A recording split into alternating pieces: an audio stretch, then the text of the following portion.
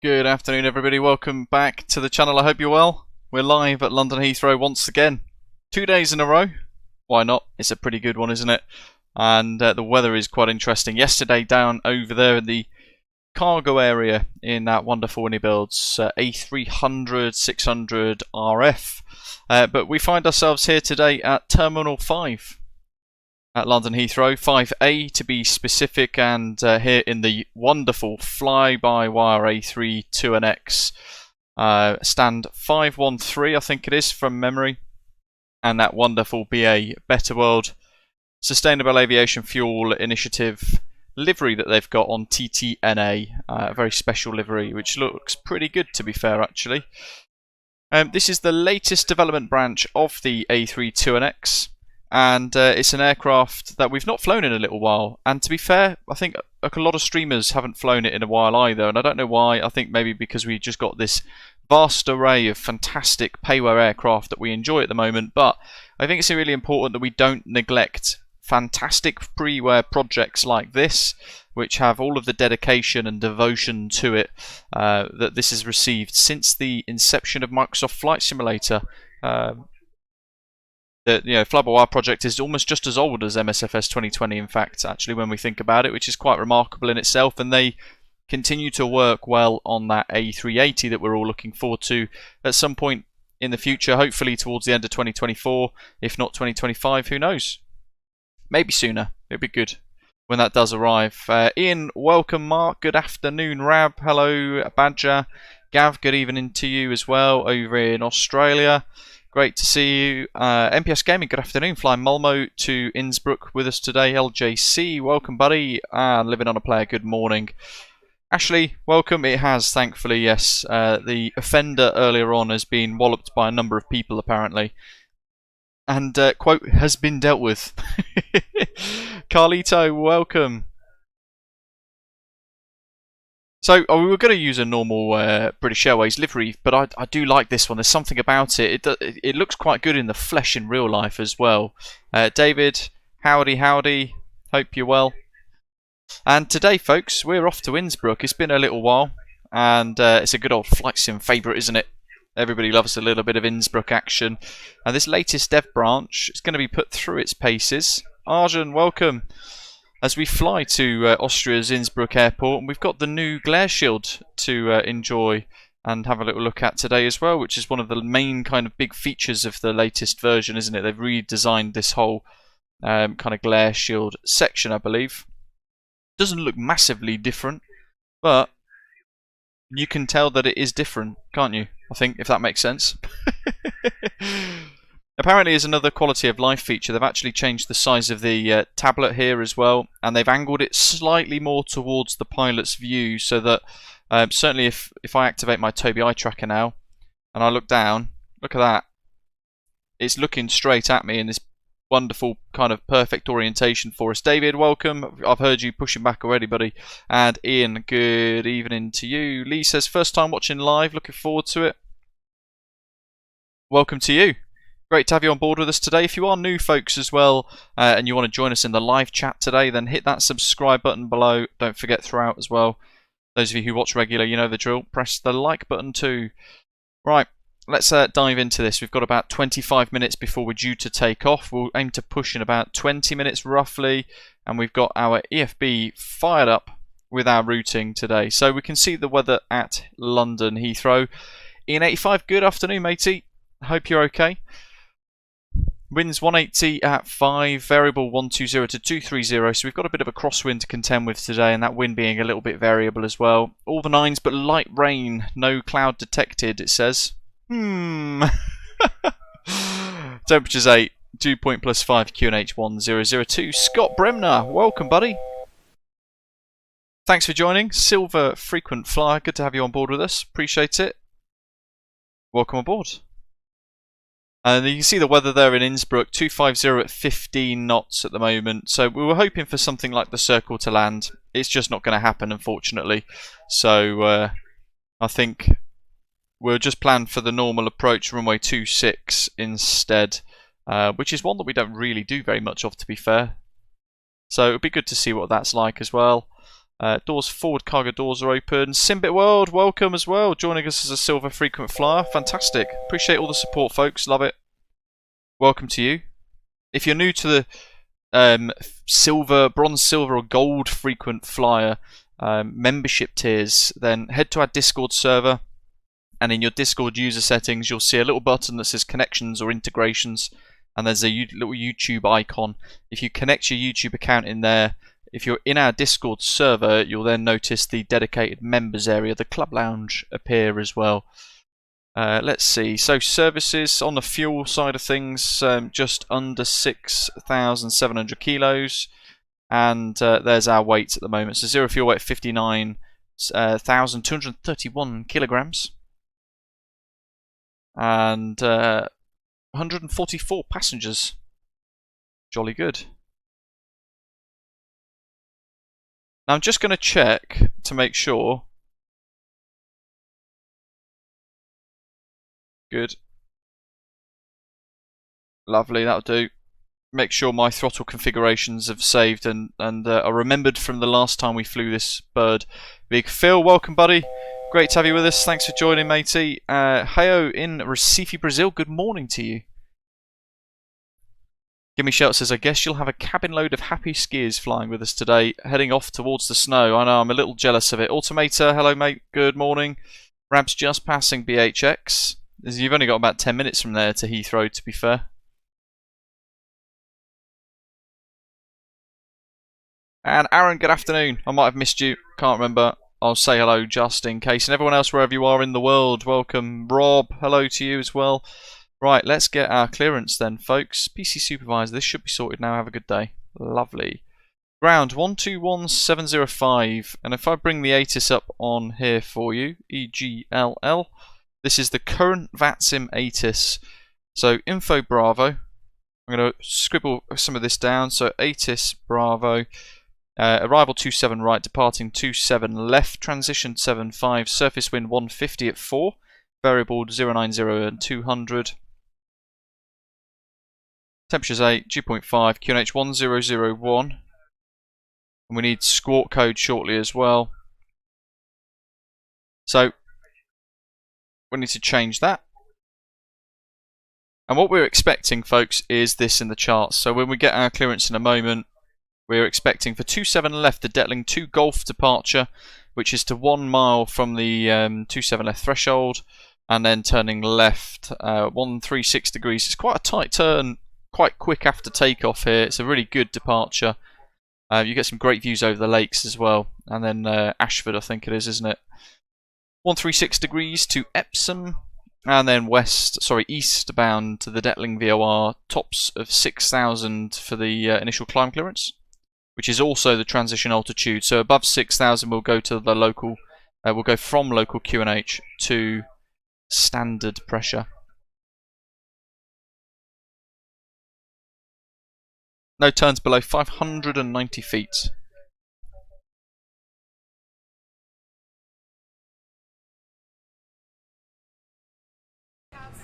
Right, let's turn the music on. At least, well, the sim music. The sim noise, I should say. Okay, let me see if fully ready. I left it off for a little while because of how loud and how busy it is, so I thought what I'll do is I'll mute it for a little bit while we say hello, and then we can hear all of the busyness. Let's get our clearance. Shuttle for Golf Heathrow Tower. We've got Heathrow Director online as well, 11973. Not doing great today, am I? You're Heathrow Ground, not Heathrow Tower. Requesting IFR clearance to Hotel Echo Sierra Hotel, please. Report aircraft type, stand number, please. 11973. That's our next frequency.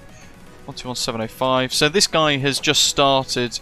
We can call it a transaction with air traffic control, a conversation. Although he's, I don't know what he's doing now, so I think I might just jump in. Apologies for the delay. Shuttle for Golf Heathrow Tower, I am an Airbus A330-900 and stand 217. Shuttle for Golf, Roger. You're cleared to Cairo. Correction, you're cleared to Sharm el-Sheikh by Brookman Park. Flying Brit, very nice. Etihad 789 to Dubai. You'll have Abu Dhabi soon for mini builds, for you to be able to do real Etihad ops with some nice scenery both ends. Through my headset. Would you be able to put that in a message for me, please? Commentator, good afternoon. Sure, I'll send it in a second. Thank you very much. Heathrow ground, good afternoon. Speedbirds 93 Golf A320neo on 513 with Bravo QNH 1001 request to clearance to Innsbruck.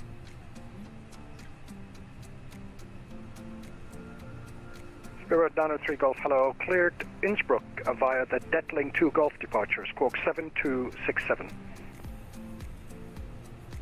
Clear to Innsbruck, Detling 2 Golf and squawk 7267 Speedbird 93 Golf. Read back correct. Matthew, good morning. And Heathrow ground, hello. Morning. Oh, we're full of channel members today, it's fantastic. Golf with information Bravo. That stands 545. It's great to see so many of you tuning in as well. It's 132 watching at the moment, it's fantastic. Clearance to Innsbruck. And I'm curious, have you all tried the new version of the flybywire A32NX with this newly designed and tweaked Glareshield and panel and everything like that? And also, what other features are there? Because I've not really followed for the last 2 months the progress of the A32NX, so I'm curious to get your help as well in the live chat today to see what we've got by means of different features that they might have included in the last couple of months since we last flew the aeroplane. Let's look down here. 7267. 7267. There's Zato on the radio. That's set. Read back correct. Oh, it's 34 likes now, Mark. Thank you. Oh, David, mini cockpit. Chuffing heck. Osprey 121 Delta. Yeah, mini FCU. Let me see if I can. Mini cockpit data link software. Heathrow. Let's fire it up. Shuttle for Golf. Hardware and add-on green. So I'm clear to Hotel Echo Sierra Hotel via the Bravo packet. Right, so I mean, you guys won't be able to see it very well today, but QNH 1001. I have got it set up. Let's just test it. Ooh, the numbers are the same as well. Woo! Very exciting. This is the first time I'll have ever used the Mini FCU live.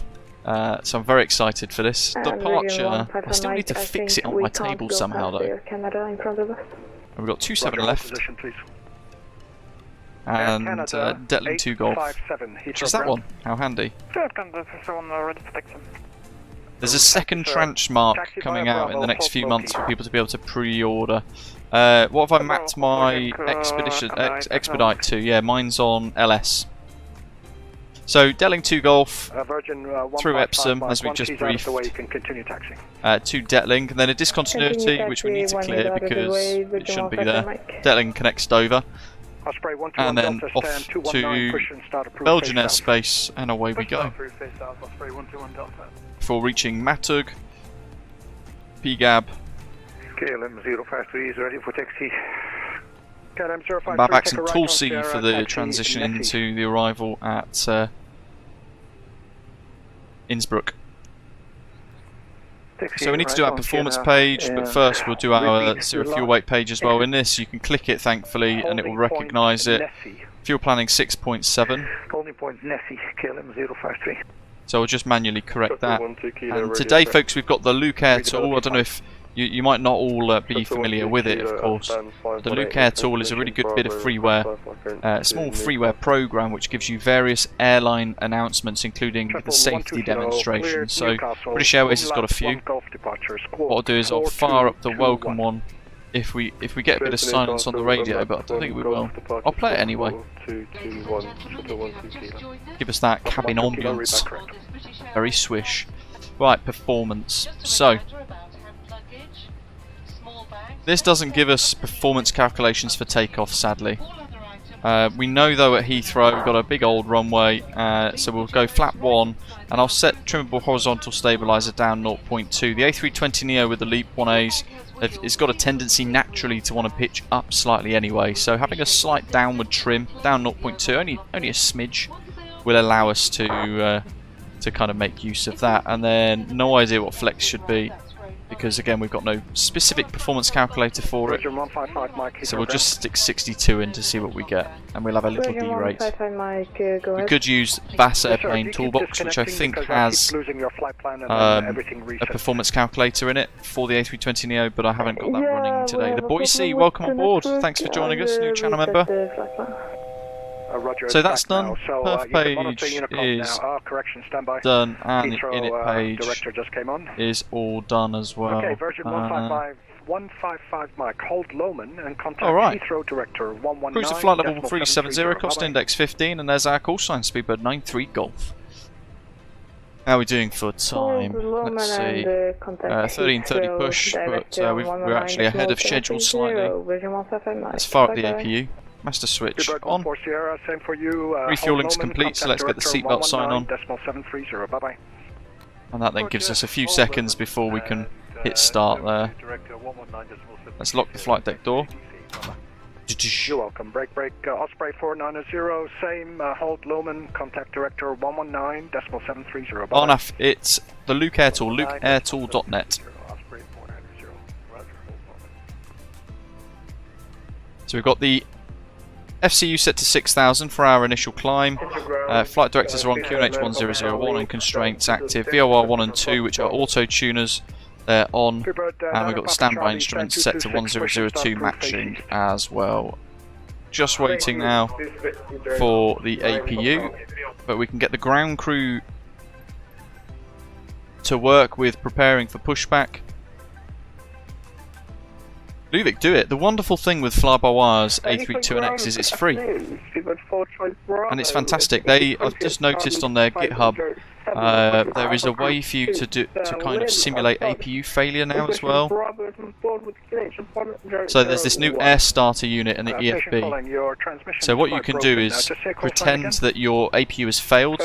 You can then click air starter unit and it will add an air starter to the engines. In which case you can start one of the engines. I think it's engine 1, I believe.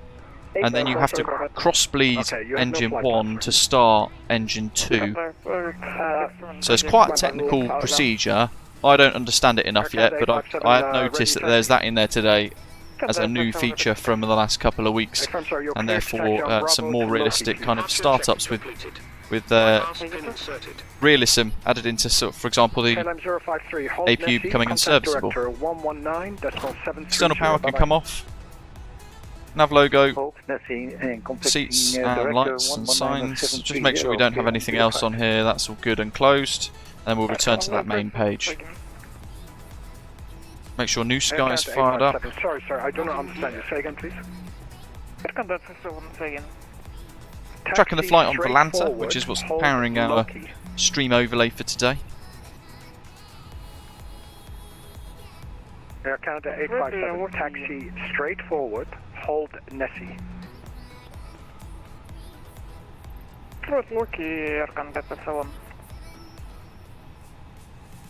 No idea. Right, let's get our pushback. And ground, Speedbird 93 Golf, stand 513 A320 Neo, fully ready, request push start. Speedbird 93 Golf, Roger, stand 513, push and start approved, face south. Push start approved, south, Speedbird 93 Golf. So we've selected that with our custom GSX profile. We're happy that's all good, that's all set, throttles on neutral, beacon lights go on. Park brakes off. 63 Golf, stand 545, push and start approved, face south. All engines clear. Let's pause this music. Alexander, welcome. His first British AvGeek live stream. Welcome to you as well. Lots of new viewers today. It's great to have you with us. Hopefully you enjoy it enough to decide to subscribe.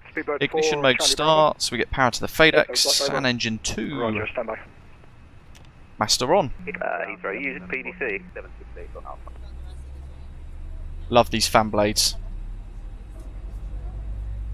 Postman 6768, hello, welcome to Heathrow. Taxi More via cargo. Echo, hold Good Echo to 1, hear. please. Expect stand 614. Hey, look at the nav lights there reflecting on the concrete. That's wonderful. Not seen that for a little while. Air Canada 857, hold position. And contact director now, 119. Roy, Happy New Year to you, buddy. Bye-bye.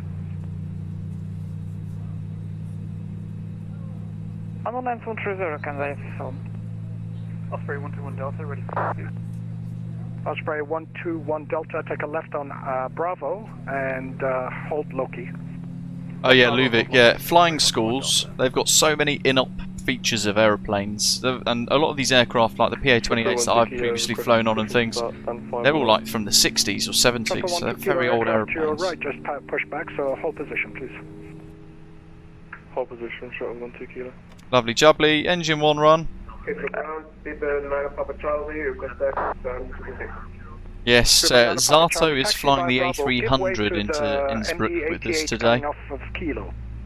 Hopefully we get to watch that. The absolute chaos. Bar brake set.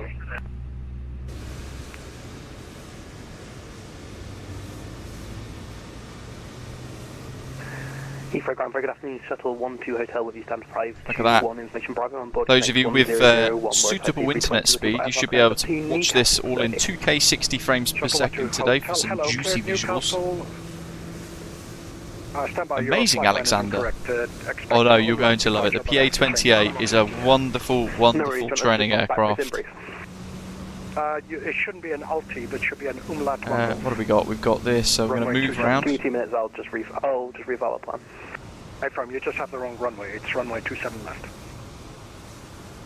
Yeah, beautiful BA livery, isn't it? It's there. It's on TTNA, the only aircraft painted with it, and it basically runs with a blend of sustainable aviation fuel, which is quite cool. It was working. Somebody else had it. I can't log in at the moment. I'll try again in a few Okay. minutes. Flaps 1 plus F. We're going to also, with the flow, we're going to go ground spoilers armed, 1 plus F, rudder trim reset 0, ignition mode norm, and auto brake max.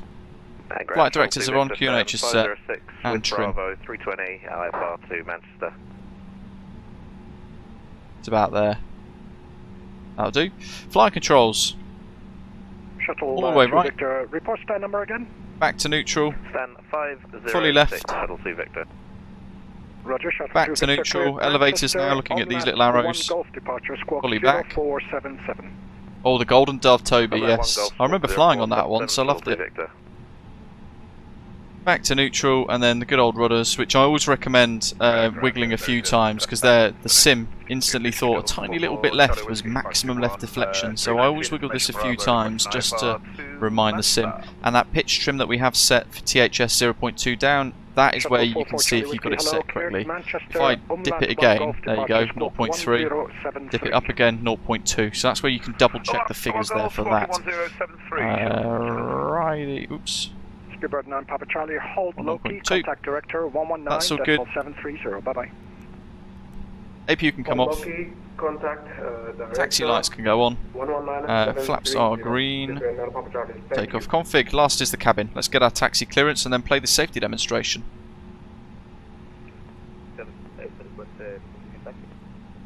Grab a pen, ready for taxi.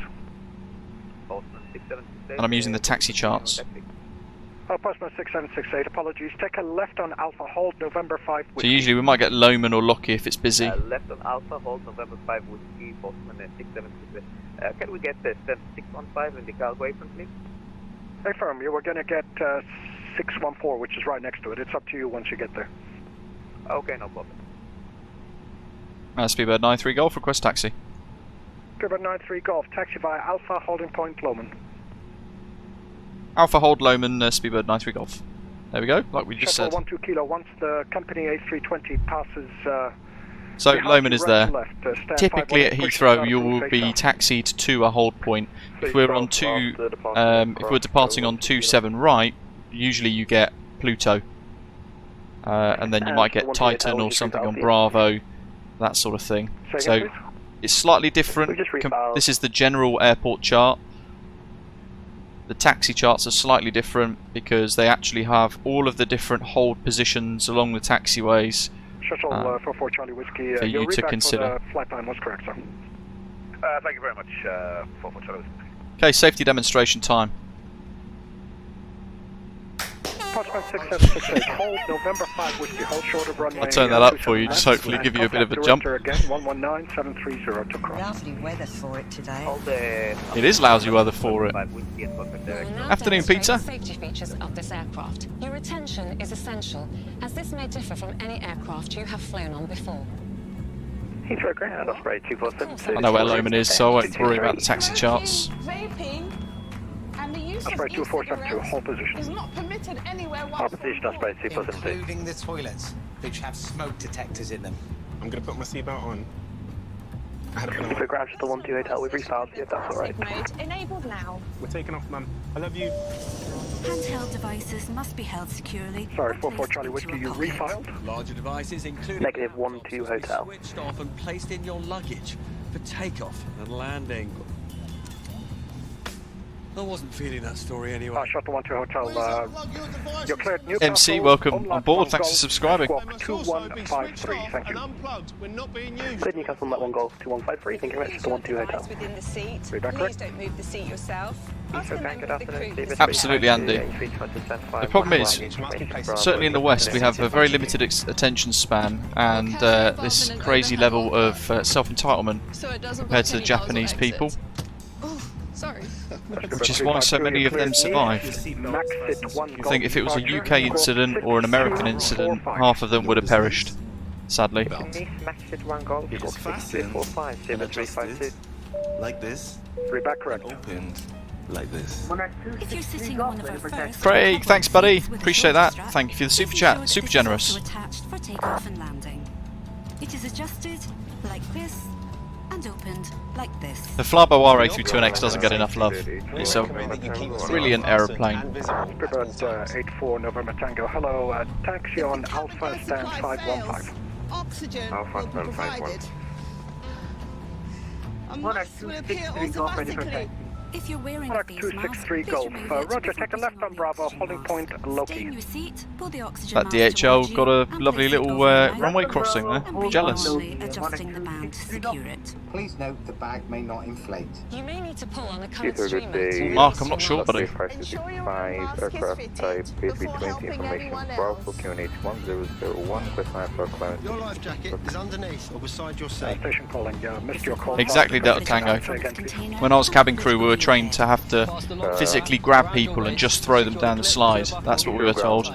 If they're going to mess around that door on an evacuation, you have to grab hold of them and just shove them down. If one ends up significantly injured, but it means that 50 other people get to evacuate, then so be it. Do not inflate your life jacket until you are outside the Heathrow aircraft. ground shot for Golf, go ahead.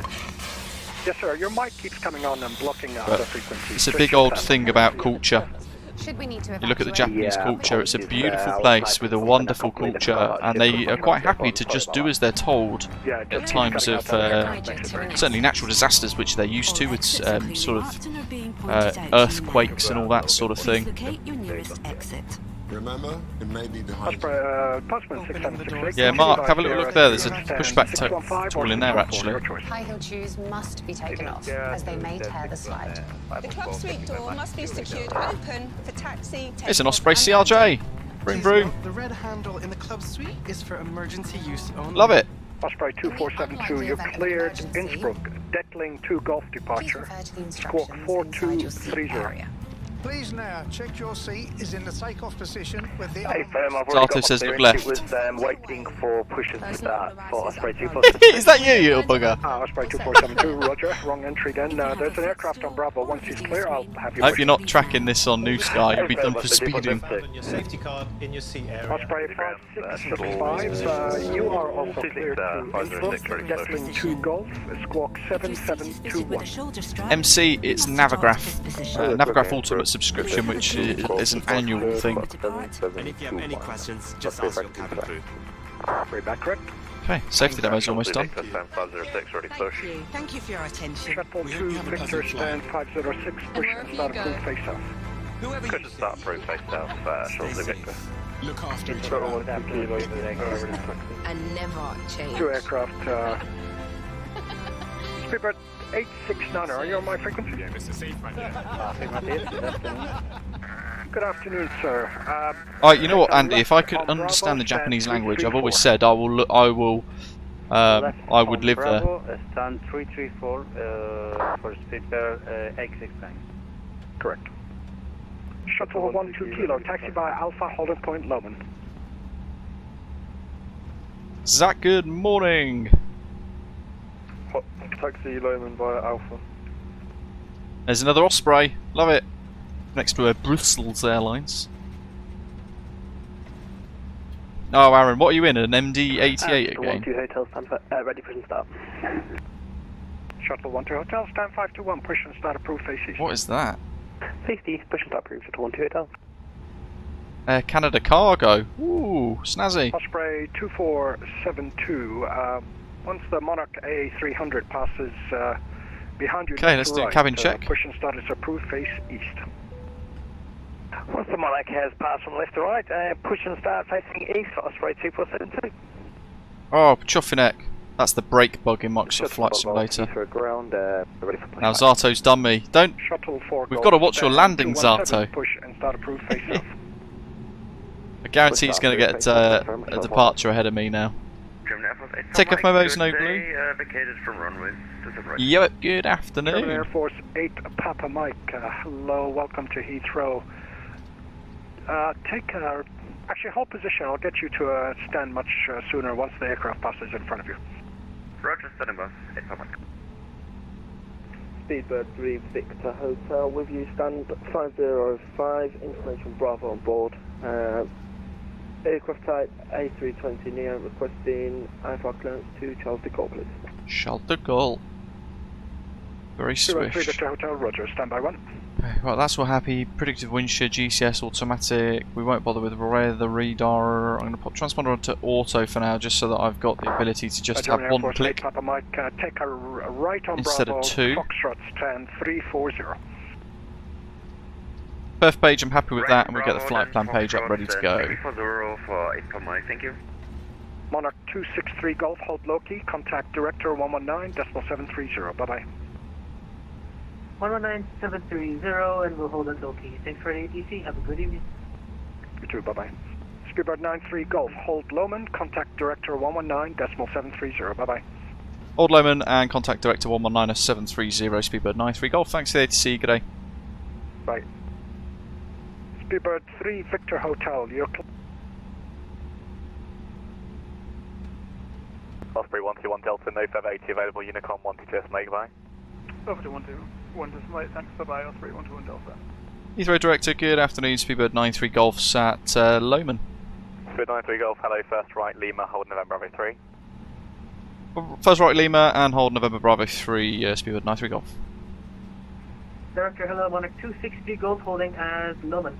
Monarch 263 Golf, hello, taxi, Bravo, right Alpha, hold November Bravo 2 Echo.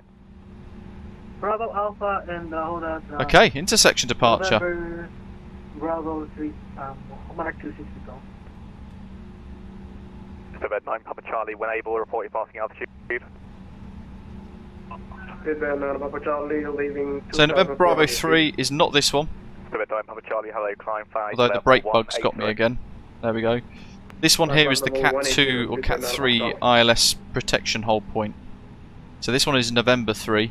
But because we're not in low vis today, Juliet, even turned right we've been told November Bravo 3 to hold, which is this one.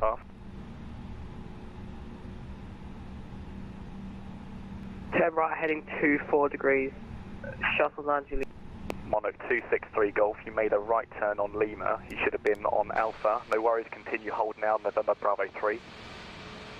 My apologies, we'll hold at November Bravo 3, Monarch 263 Golf, apologies. Speedbird 93 Golf from November Bravo 3, 27 left, clear for takeoff, surface winds 15 degrees at 4 knots. From November Bravo 3, 27 left, clear for takeoff, Speedbird 93 Golf. There we are. The brake bug keeps getting me today. So landing lights, runway turn-off lights, strobe lights are on. We'll put the wing lights on as well, just because of the icing conditions.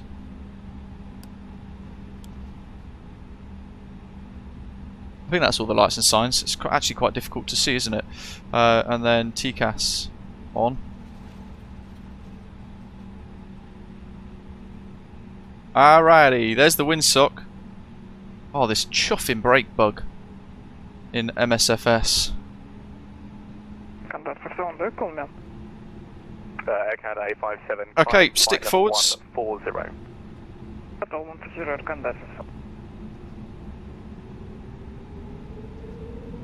40%. Monarch 263 Golf, behind the departing British Airways A320neo, via November 3, line up 27 left behind. 2 clicks, flex. SRS, runway. Speeds alive. Power set. 80 knots, releasing the nose wheel pressure. 80 available, Unicom 122 estimate. See you later, bye bye. Unicom 122 estimate, have a good night. Here we go. See you later. V1 rotates, V2. Remember 3 degrees per second. Up to the flight director.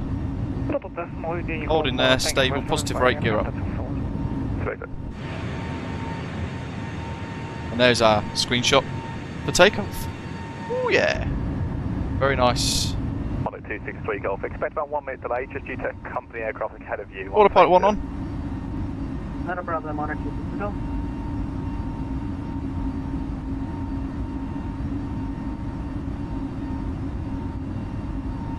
Speed 93 sorry, speed 93 Golf, when able, report your passing altitude. Passing 1,700 feet, speed at 93 Golf. Speed 93 Golf, climb now, flight level 180. Climb now, flight level 180, speed at 93 Golf. Shuttle 9 Juliet 27 right, clear. So if I pull out, open climb. Way, mini FCU. Through S, we can clean the jet up. Oh, we got master caution for nav TCAS standby. I'll turn that on. Ah, TARA, naughty me. Cleared. Triley, welcome aboard. Dan, welcome. Thanks for subscribing. And with that, ground spoilers disarmed. Speed's coming up through green dot, and we can pop the runway turn off lights off. Nose lights off as well. Wing anti-ice on. Monarch 263 Golf, 27 left, clear of takeoff, service winds 15. And we'll get the next frequency ready, 1228. Clear for takeoff, 27 left, Monarch 263 Golf. What have we got here? Number 3. There we go.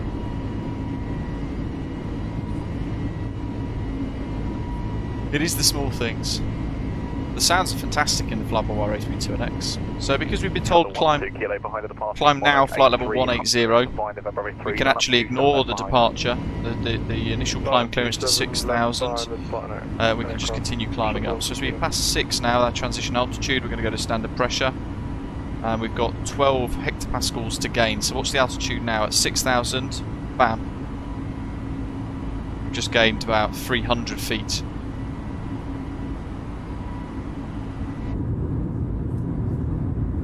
And away we go.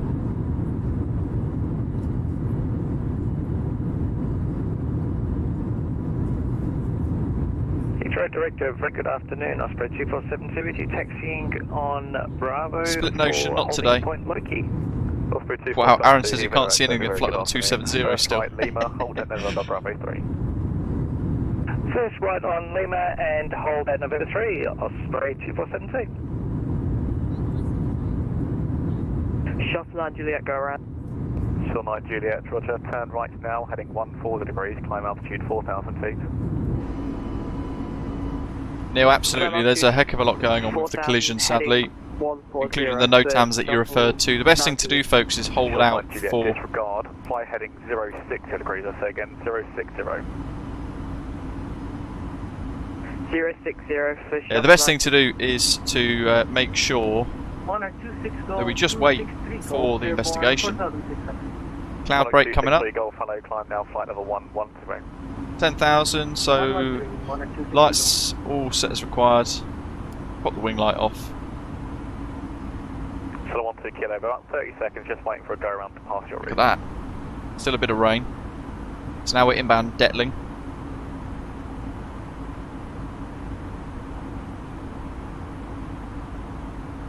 Look at that old GoPro cam out. There we go, look at that. 1 kilo, sorry, continue the right hand turn, heading 080 degrees. 080 degrees. Probably the trailing edge of Storm Henk, Luvic, to be fair. Those of you trying to learn the A300, if you look at... Golf, no further 80 available, Unicom 122 estimate, have a good afternoon, bye bye. Likewise to you as well, thanks. Unicom 1228 for Speedbird 93 Golf, bye. See you later. done. Unicom. Those of you looking to fly and learn the A300, I've done 3 tutorial episodes so far to help you get started with it, and the third, it was all recorded during Storm Henk, so the third episode includes an approach into Heathrow, and the gusts are touching in excess of 40 knots, which made it for a very interesting approach, quite an exciting approach actually, to be fair. Certainly well worth watching. It looks like we're going back into the cloud. 14, and actually we can continue. So mini FCU 350. This is great. I'm so glad I'm getting to use this for the first time. Real Turb V2 add-on. It's got good reviews on the product page, commentator says.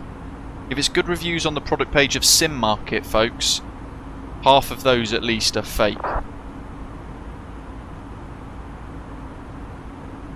Little bit of a key interesting fact for you. Sim Market's a pretty unreliable place for legitimate reviews, but other places not so bad.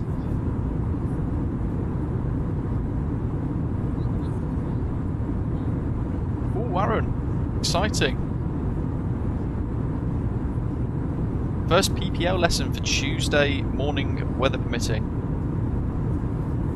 BA28 or Cessna 152? Yeah, I personally try and avoid Sim Market at all costs as well, Yoep, unless it's the only place I can get an add-on. For example, the Leonardo Mad Dog. The only place you can get that is the marketplace. Look at these clouds, folks. That looks real, doesn't it? The layering and the shading and everything else is just remarkable. Imagine what Microsoft Flight Simulator 2024 is going to look like.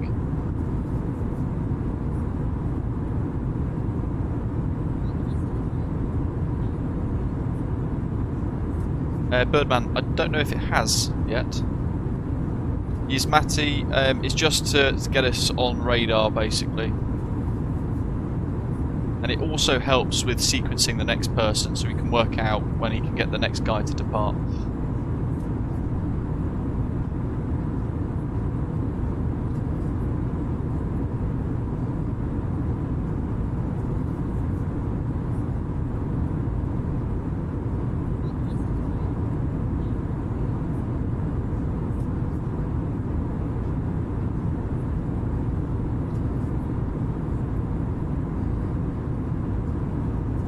Apparently the recommended specs for MSFS 2024 are going to be the same as MSFS 2020. Still got clouds at 260, Sky Vibes says. Salty Toad, my computer specs, bear with me. I'll put the command in the live chat for you so you can see those. Big thanks to everyone who's hit the like button so far as well. Already got 77 likes and we've only just taken off. Mega. There it is. Let's get the tunes back on.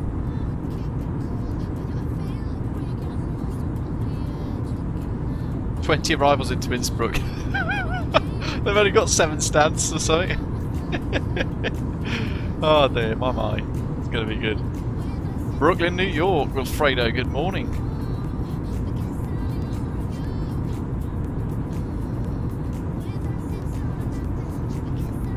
There's a lot of cloud. And this is like proper IMC.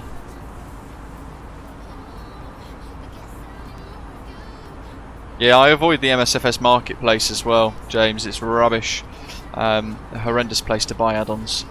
And Matt's yet running on Ultra. What is our cruise meant to be? Predicted to flight level 350, 92 miles. It's 37 though, isn't it? Let's twizzle that again. 2 more clicks on the mini FCU. 370.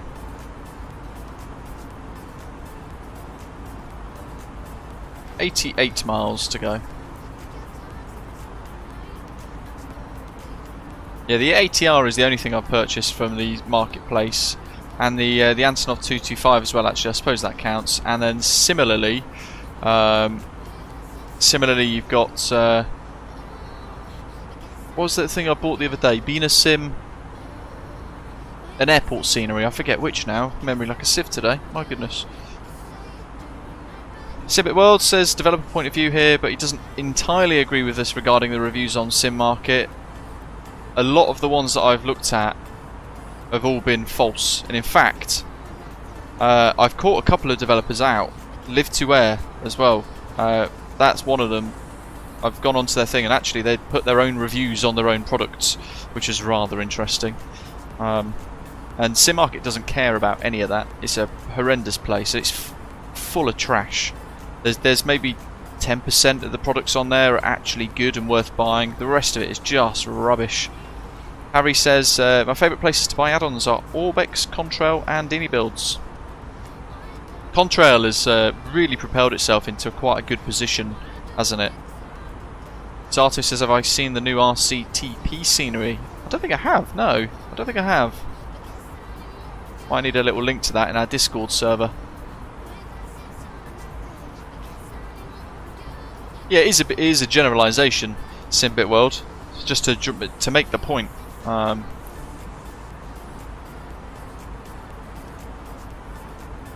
It often stops working when he... So Flytim Sim says, recently got intermittent problems with the PMDG 737 nose wheel, steering and tiller authority, and it often stops working when he's taxiing.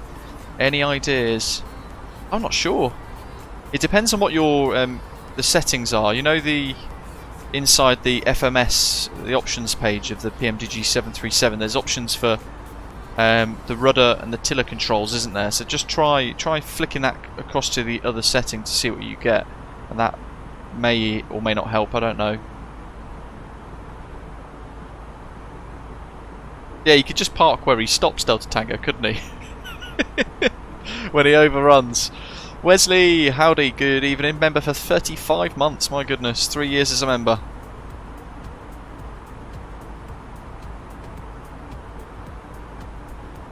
Contrail is a really good place, Simbit World. Last, the developer that actually personally tests each product that goes into Contrail before accepting them. So they have to achieve a certain level of quality first in order to be approved into Contrail, depending on how good it is. The rest I don't really know, because I've not had conversations with Orbex or anyone else about how they put stuff into their own marketplace systems. Here we go. Cloud tops 29,000 feet. We're just about reaching the tips of the clouds. Have I turned that off? Yes, good. I love a cloud break in the sim.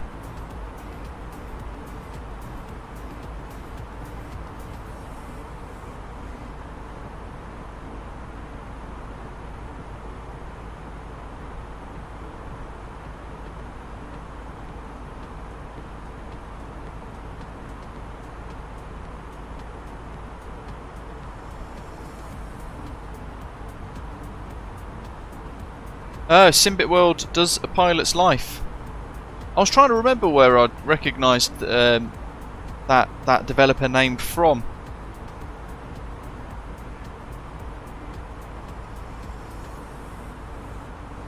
RCTP Taiwan Toyuan International Airport. It's on bloody Sim Market though. ACO Design Studio RCTP. I can't stand Sim Market. 4 stars. It looks okay. I'm a bit worried about the amount of statics that are in the pictures. There seems to be many. I don't know if that's just because they've rendered it in to make it look super busy and quite nice for the photographs, or if there's more to it. But it doesn't look too bad, does it? It looks like quite a nice Taiwan airport scenery. Lots of screenshots, which is good because it shows that they're confident in what they've made.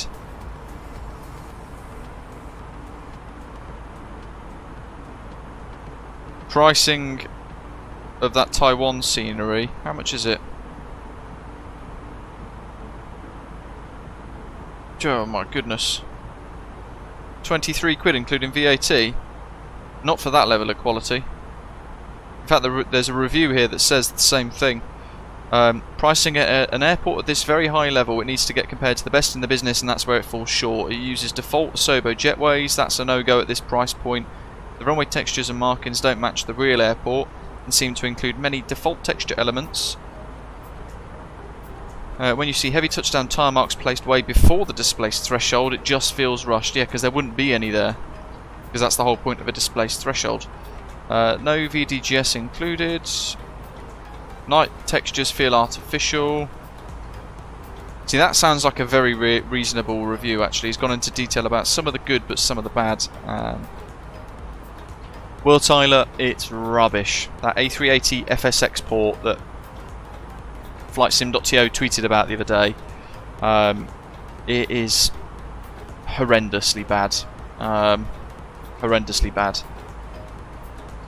And the odd thing is, do you guys remember about 2 years ago we had Project Megapack and Canadian Mods who released various aircraft ports from FSX? Well, it turns out most of them were illegally ripped. So FlightSim.to wiped them all off the website, and they kind of got shunned away from the community for being quite disrespectful, for ripping others' work and all the rest of it. And all of a sudden, the A380, which has been ported with cooperation of Canadian Mods, has resurfaced. I think it's just very bizarre. So no, I wouldn't touch it with a barge pole, to be honest. Wesley says him and his mates have been doing Secret Santa, the one that was assigned to me to gift something, forgot to buy a gift. He still owes me an Origami Studios Gawick for mini builds. Oof. Hey, that's not a bad prize though. That's not a bad prize. Matt's, hello to you. The flybywire engines have a lot more performance than the Phoenix. Yeah, the Leap 1As are incredibly powerful in comparison, so that's why. I know, Zato, it's bizarre. I almost tweeted them back to say, yeah, are you sure you want to tweet about this? But I don't know. I guess they're more of a business than anything else now, FlightSim.to. Rather than it being a community website for lots of freeware, they rely now more on the payware element of it. So.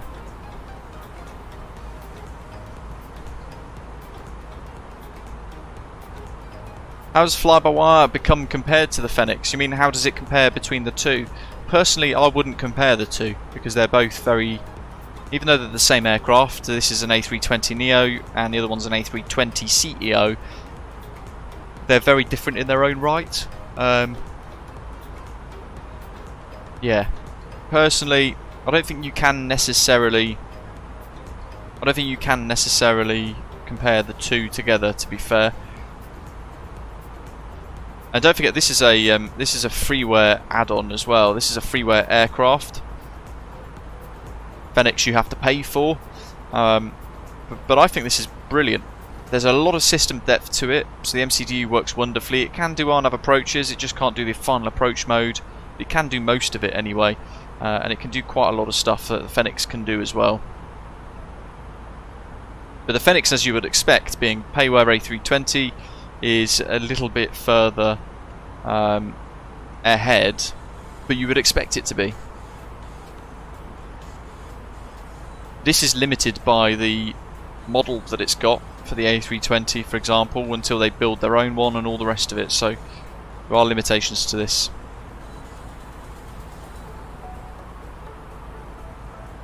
Yeah, that freeware A380, apparently only 2 of the engines work as well out of the 4. It's just an absolute train wreck of a freeware add-on. I'm surprised FlightSim.to even tweeted about it, to be fair. Wesley, yeah, Innsbruck, no more circling approach in real life. They've removed it from the nav data and the charts, the procedures. Tom, yeah, that's it. Yeah, the Glareshield here is all custom now by flybywire, so it looks a lot more realistic, and it's designed to be in proportion with the real A320neo apparently. Looks decent, doesn't it? And that's one of the many different tweaks. As we saw on the ground earlier on, the EFB has been kind of changed in size as well over the last month, and they've angled it a little bit more to face the pilot, which is quite nice. And then if you look at, we looked at this on the ground, it's greyed out now naturally because we're in the air, but you now have this air starter unit option here, which if you enable, allows you to effectively simulate an APU failure, an APU being inoperative on stand, and then you use the air starter unit to start engine 1, and then you have to do the cross bleed procedure from engine 1 to start engine 2, which is really neat. Really neat.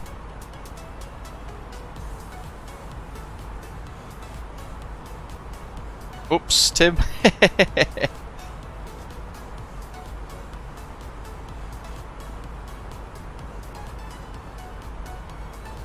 Elk, were you the cargo looks yesterday that gave me a colonoscopy?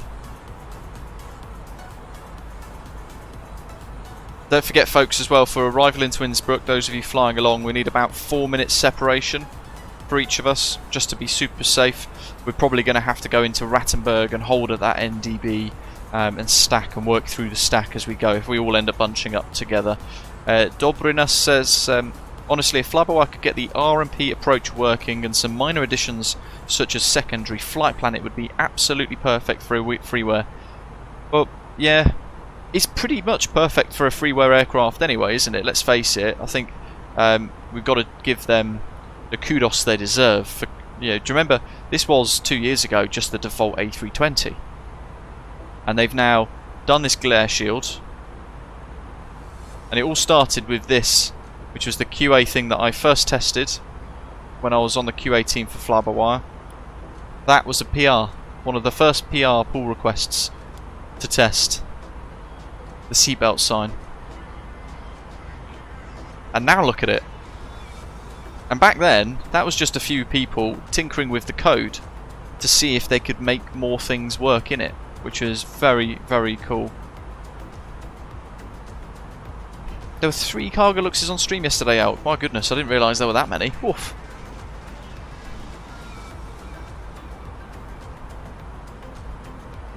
When are you ever flying back into small runways, Wesley's asking. Innsbruck's a small runway. Can the A32NX listen to other channels simultaneously with an active channel? Yes, they've split the comms. So, I don't know, let's see. So we're monitoring 1228 and we would transmit on 1228, but let's have a little look at 126825, which is Gatwick Director.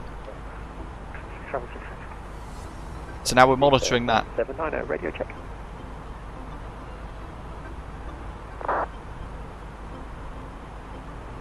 What's it? Was it 1215? I'm trying to remember the international distress frequency now. 1219? My goodness, I can't remember.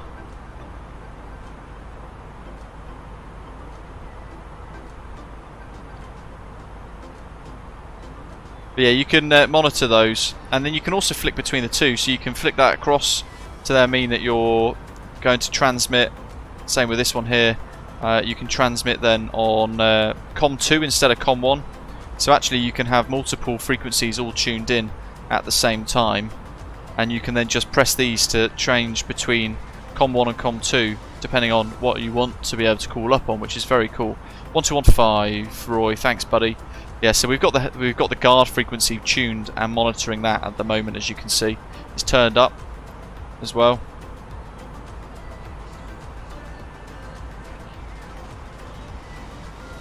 Neil, nothing yet, buddy.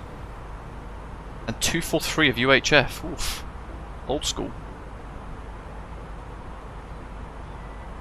Yeah, Litos, you make a good point actually. You can do that in here as well in the radios tab, can't you? So you can just have this selected as you're flying along, and then you can just be like, right, I need Heathrow approach next, and you just click it on standby or set active.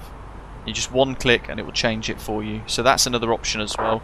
Really nice way of doing it to save people worrying about fiddling around changing the frequencies if you get stressed about that. Very swish.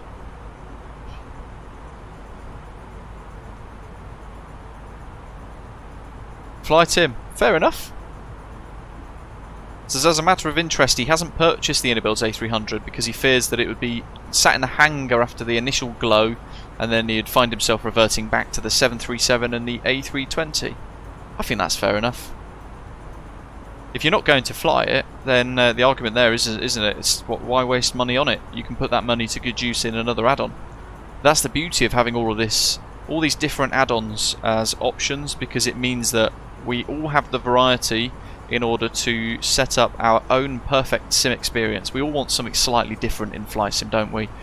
Even if a lot of it aligns, each of us will just have this one little thing that they really look out for that just gives them that buzz in flight sim.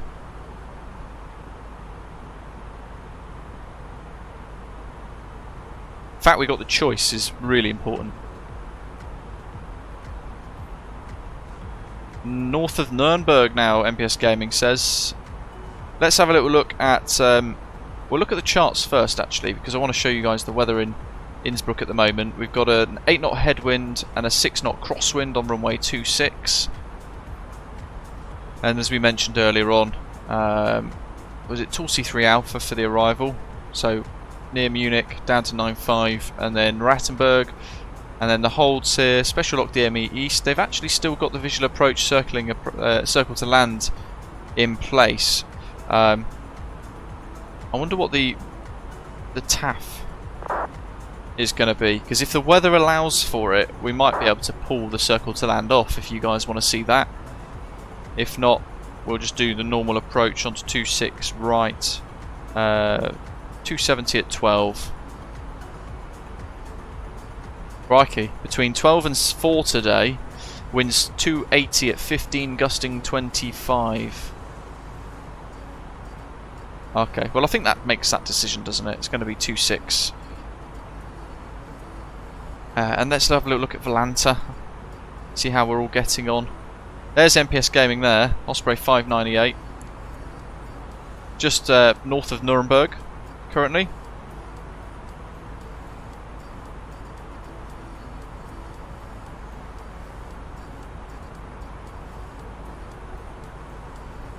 There's a lot of weather.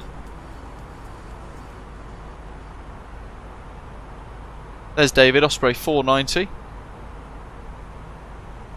No screen grabs. And then who have we got?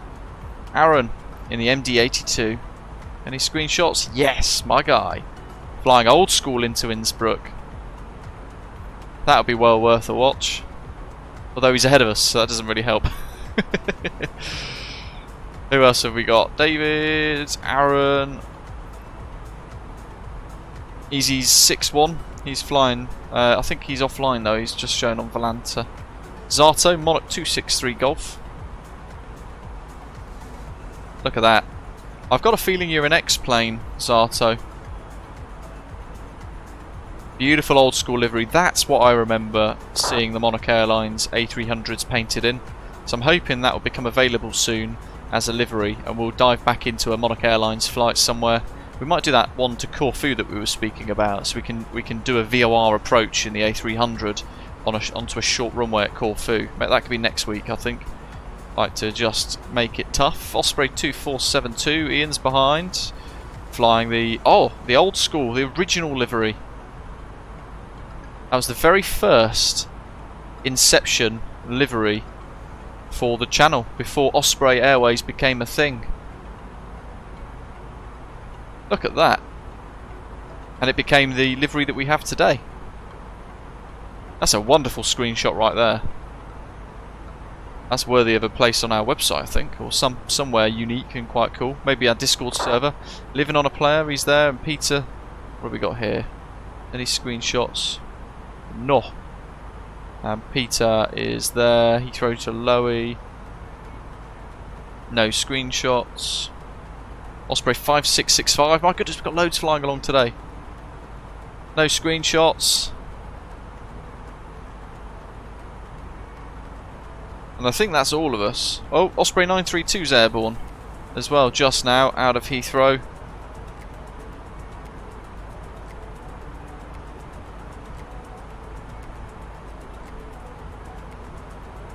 Alright, I think that's everybody. I might have missed some. It's hard to tell with all that weather and the illuminations of ATC things in the background and all the rest of it.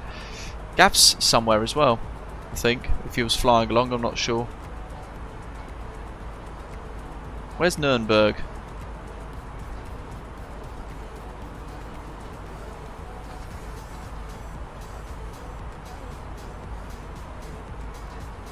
Dortmund, Hanover. Leipzig, Nuremberg's there. That's MPS.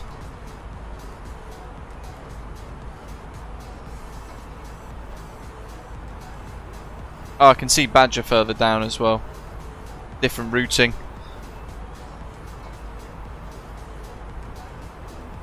Zato, I'm back on the live chat now, using my second screen. I couldn't see you on Volanta, Gav. I heard you need the Monarch Retro, he says. Oh my days, somebody's painted it. Yeah, boy.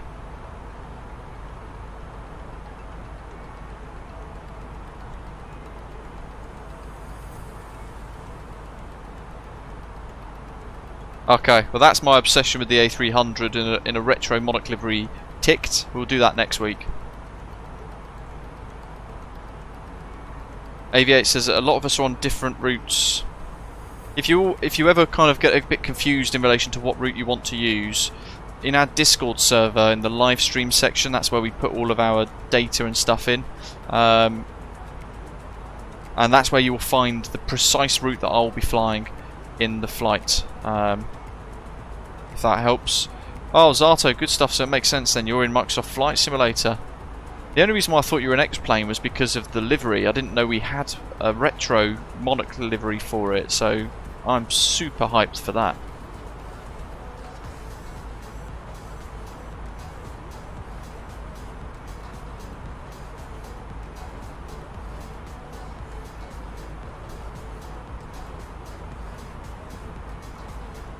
I'm trying to find you, Gav, but I can't see you. I've got MPS. Oh wait, gotcha. There he is. Further up. Oh, where he goes. He's just refreshed. There he is, just heading over Erfurt at the moment. Oh, he's flying the the 2024 Eurovision Song Contest Osprey Airways livery. Oh my goodness. It's so pink, isn't it? My goodness, I love it. There he is. Bloody ripper.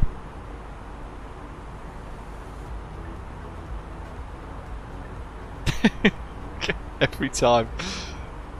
Rightio. That was the one, Aaron? Yeah. Airline on TV. It was Britannia Airways before.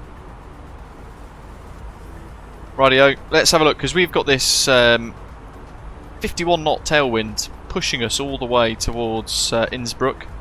230 miles to top descent, but we've got to put in all of our bits here as well.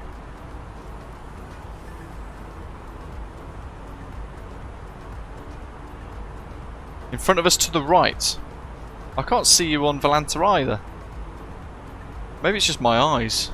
I've hit the ripe old age of 33 and I've gone blind. Oh, hold on. Speedbird 9 Papa Charlie.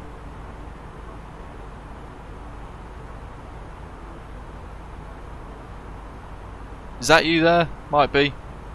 Who have we got? Oh, Cargolux 383 as well. And Avi as well. Osprey AV. I don't know what that is. That's not even a call sign. Osprey 96 X-ray, I think it's meant to be. And Cargolux 383. Oh, and there's Living on a Player. Oh, no screenshots though. God, there's a lot of us flying along today. Good grief. Definitely have to park on the grass.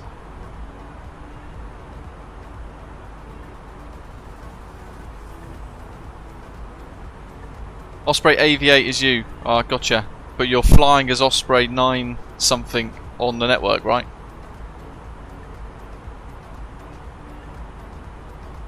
Let's see if we've got ATC at Lowy. I don't know if we do. We'll just punch it in here. Oh, the EasyJet is online then, Aaron. Out of Gatwick, isn't he? God, there's a lot of us. He's going to wonder what the heck he's flying into. So I think we're going to have to do the Lock R runway 26.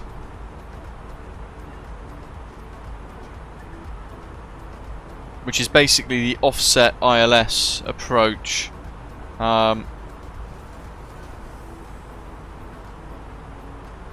Descent angle of 3.77 degrees. Advig at 9,500 from Rattenberg's NDB, 9,500, 207 degrees to Advig, and then intercepting that localizer, 254 degrees inbound course onto 26.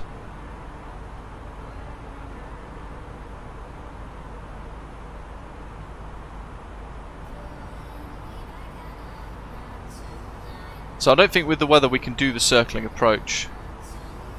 If we change this to 08, look at that, 7 knot tailwind, which the aircraft can do, but performance wise, an airport like Innsbruck, it's just not going to happen. And other aeroplanes that are flying into Innsbruck that have got, for example, they're not necessarily flying along with us.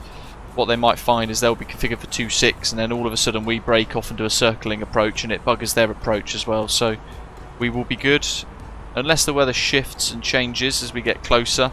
But then we can just snap off this and go across onto the circling approach quite easily anyway, without having to change any of the data very much. So Rattenberg, Tulsi to Rattenberg rather, and then inbound that orange line onto final approach. James, I am going to Flight Sim Expo this year, 2024, yes, Las Vegas. I've booked my flights, I've booked my hotel, and I've booked my tickets.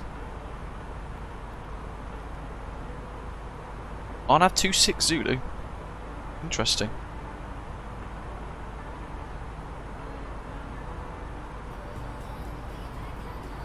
And I'm tempted to try one of these. There's an RNAV from Rattenberg, look. But I don't think it works very well, does it? 95 to 02 and then 3.5 degrees down the valley. Probably Litos. Probably. That seems to be their ruddy business model at the moment. Just squeeze every flight simmer for all the pennies they've got. Alright, we'll do the lock approach because it's interesting, and most of it will result in a manual bit of flight towards the end, I think. So, lock 26R. Tulsi 3 Alpha is the one that we want. There we go. We'll pop that in there as well via Rattenberg, like so. And then we're going to insert that into the MCDU, and we're going to scroll down just to check all the data is set as we want. Ian says, so I've now forgotten how to do a hold in the A32NX. Go through that in a minute. You found it though. There might be someone else wondering too. Tulsi to Rattenberg. At or above 9.5, it's got 10.2 there, interestingly. And then Advig at 9.840. No, 9,500.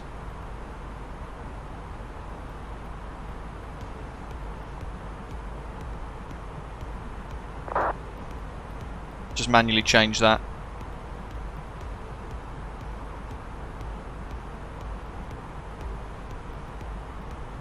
He says, even though it's not changed it.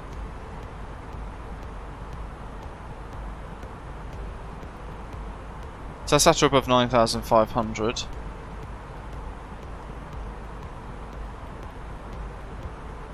And then Advig, 9,500. I'm sure it will sort itself out.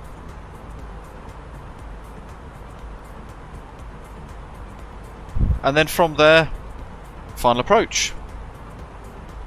17 DME and 14 DME. So 17 DME 8,500. Sorry, 8,700. Although that says 9,040. And then 14 DME 7,500. This one says 7,830. There's a slight discrepancy here with this. So we're going to have to be very careful with all of this, I think. I'm sure it'll work out. And if in doubt, we'll turn it off and just hand fly it into the valley, because why not? Captain Loki says hello, everybody.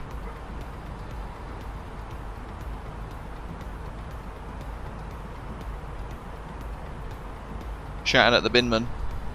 What have we got here? So inbound course 254, that matches the data in the MCDU.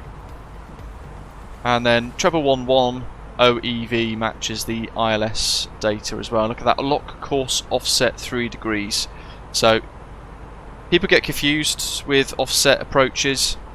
It's understandable, it is a bit of a weird one. Effectively, it's not an ILS like you would do at London Heathrow. In fact, it's taken us into the airport at an angle, and then as we get to the missed approach point, we're going to have to make sure the autopilot's off and that we're hand flying the aeroplane to line up with the runway on short finals, basically. So that's what that's for. That's what an offset localizer is. The missed approach is this dashed line, which has us go 258 degrees for 3 miles and then 290 for 8, climbing up to Whiskey India 06 before turning in this little valley here. This maximum speed of 165 knots, which means we're going to have probably flaps 2 or 3 still extended. Ram back on ourselves, a very tight curve in the valley, and then back to Whiskey India 6 before overflying the airport, heading over the Rum via NDB, and then out 64 degrees back to Rattenberg and hold. We'll be climbing to 11,500 feet there for the missed approach. It's a really, really long missed approach procedure, so I think most pilots hope to not have to actually go missed here, because that's about an extra 10 minutes of flying, plus and then another attempt at approach.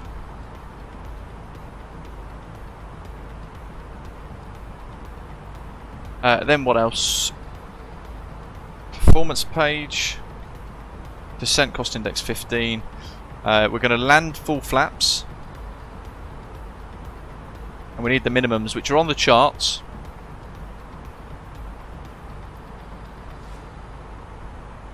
MDA CDFA, which has already added an extra 50 feet on for a missed approach, is 2250. And it'll go into Barrow.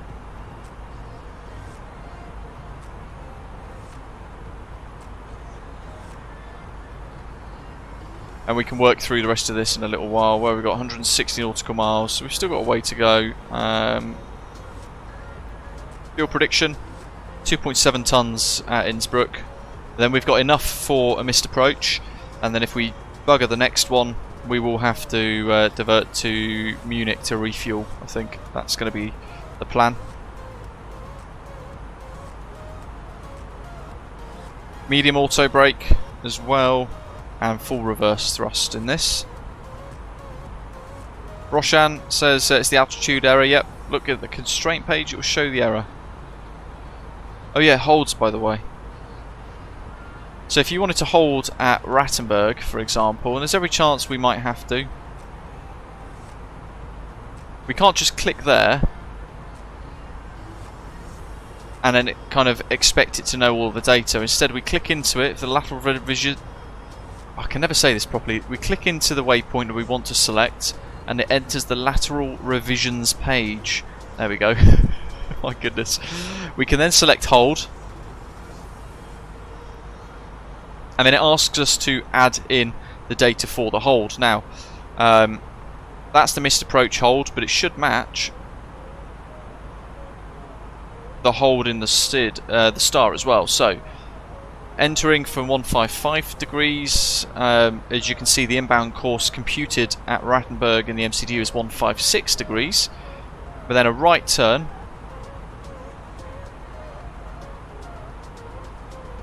and 1 minute. So if we go to plan,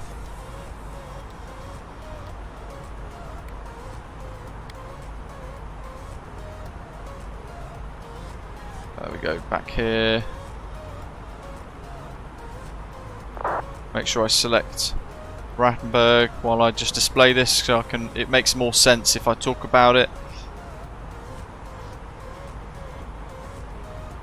Tulsi, Rattenberg, hold. Right, yeah, so you can see there the right turn like so. And I think in this we need to change it to show inbound 225 degrees, don't we? So that it computes the hold correctly and does that instead of one that will follow 155 in with the right turn back out. It hasn't actually drawn it in. So if we just insert it, we'll see how it draws it in. It's been a long time since I've thought about holds and all that sort of stuff. Yes, it's not gonna... Yes, it doesn't actually show. It just shows entry into the hold like so.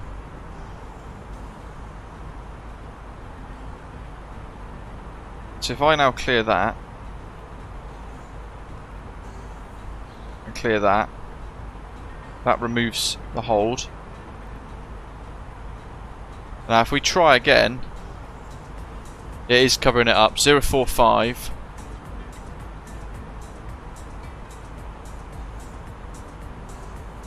Let's see what happens to that little arrow. With the 1 minute holds. Throws it out a little bit, doesn't it?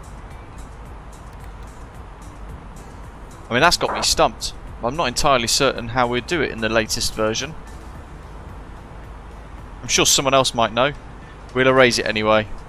And we'll, if we have to, then we will deal with it at the time. What I will make sure I've marked though is an overfly at Rattenberg, I think. Unless we've already got there. Overfly Rattenberg. So that's telling the aeroplane now that we must fly directly over the NDB. There. Instead of kind of slicing across the edge of it. Fly Tim, love it. Just changed the stream output to 2K. It was in 144p before. Whoops.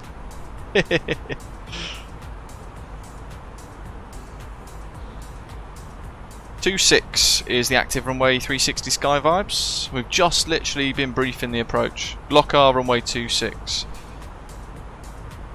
What else do we need to think about in this? It's been a while since we've flown the A320. Yeah, I mean that's all of it, isn't it, actually? We've checked all that data. The RadNav page is all done. Whoop.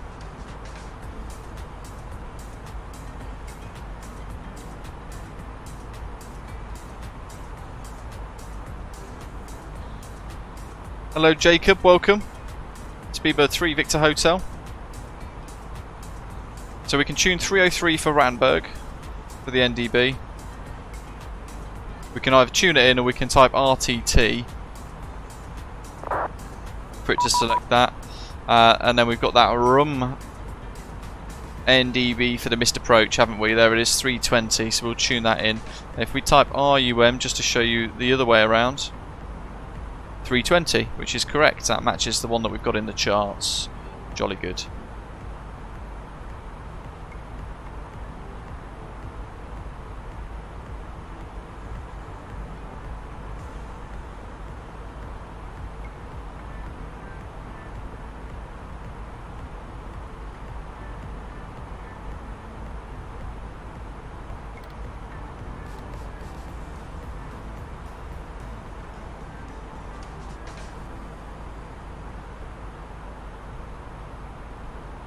Jacob says he's bought an MCDU for 300 quid, he says in the live chat. My goodness.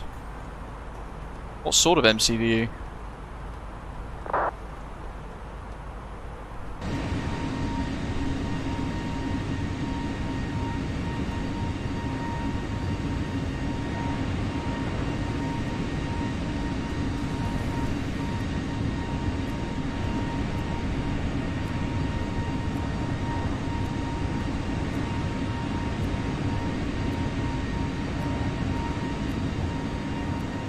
Very nice, Jacob. Sounds expensive, but if it works well, then that's cracking. There's our wicked little contrails, showing the curvature in that little turn that we've just done as well. And I do like this livery a lot. In real life, it looks spectacular.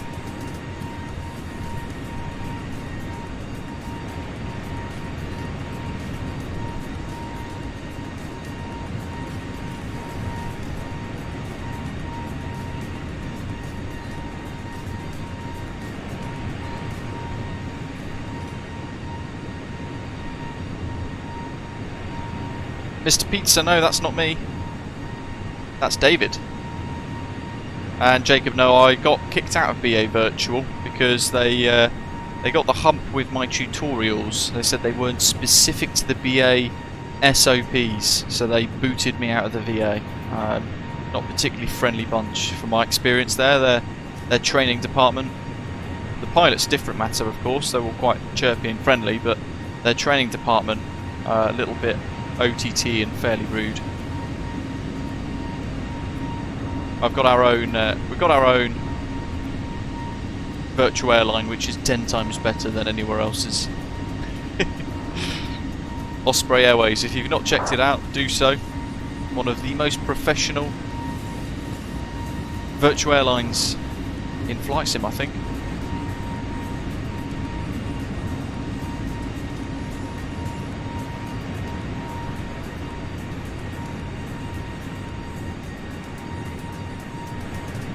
Jacob, yeah, you can't post a link, but you can type in a description of what it is, so you can tell us what the brand is and all that sort of stuff.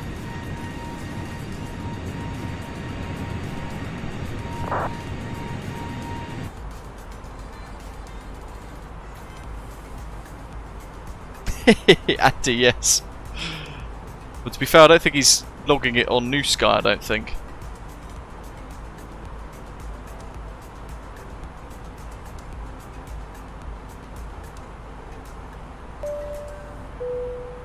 Gimme Shelter, all we know at the moment is effectively just some speculation, but there's also elements of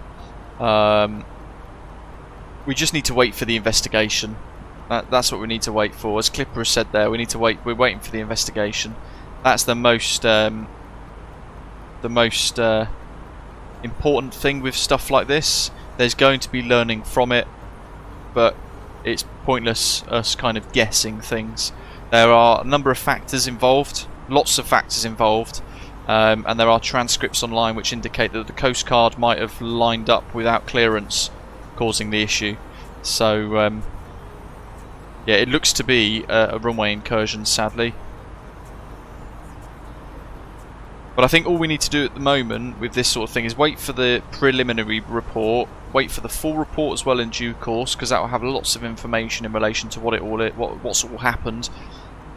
But it's worth commending Japan Airlines and the A350's structural integrity as well, colliding with another aircraft during a landing phase and staying in one piece, staying straight down the runway. Pilots did a wonderful job in dire circumstance. They've kept it on the runway almost all the way until it slipped off at the end, and everybody was able to evacuate safely, which is remarkable, absolutely remarkable. And that's testament to Japan Airlines' crew training, and having been cabin crew, I can appreciate what they've gone through. But their level of training is obviously remarkably good, and then it's testament to the Japanese culture as well, because I've been to Japan a lot. Their culture is founded upon respect.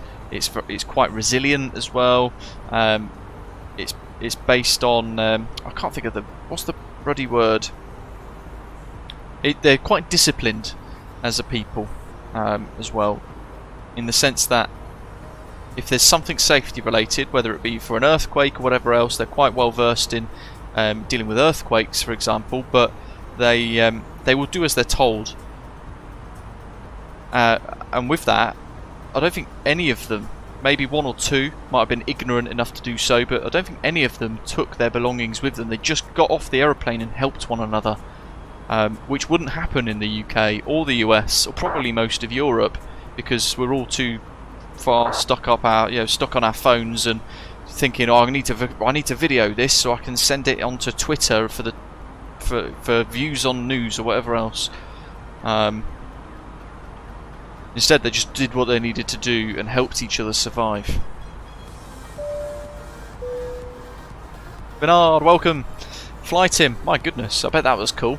Flown into Innsbruck in real life a few times, but only on a Saturday, and as a result, it's favourite Saturday morning flight in the sim.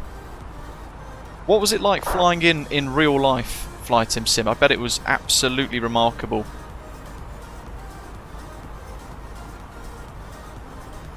They will do, Zato, and they will come down hard, I would imagine as well. That's the other side of their culture. Honour and shame.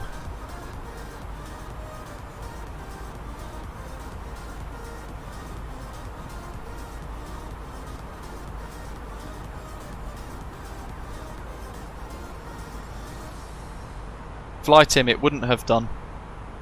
Don't forget, on approach, the aeroplane will go into landing inhibit mode. So TCAS won't give RA. That's how I understand it. But again, we've just got to wait for the report.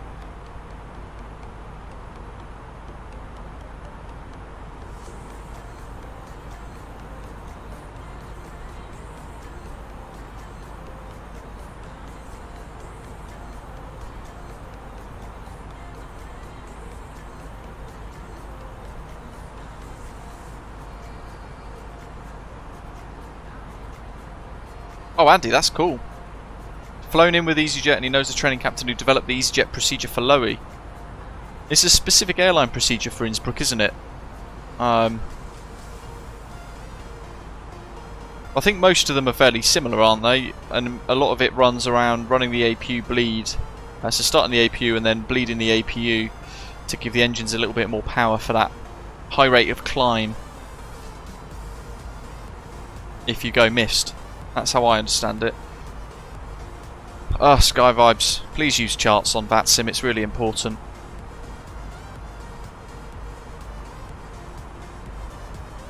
App plays this morning, there was an update to the development branch. There was one yesterday as well, so it averages about one a day for the flybywire A32NX.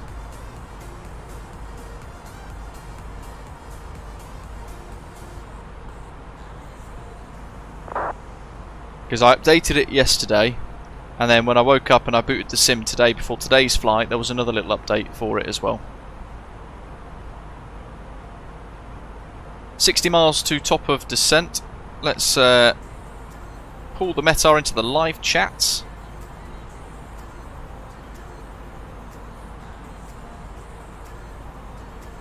There it is.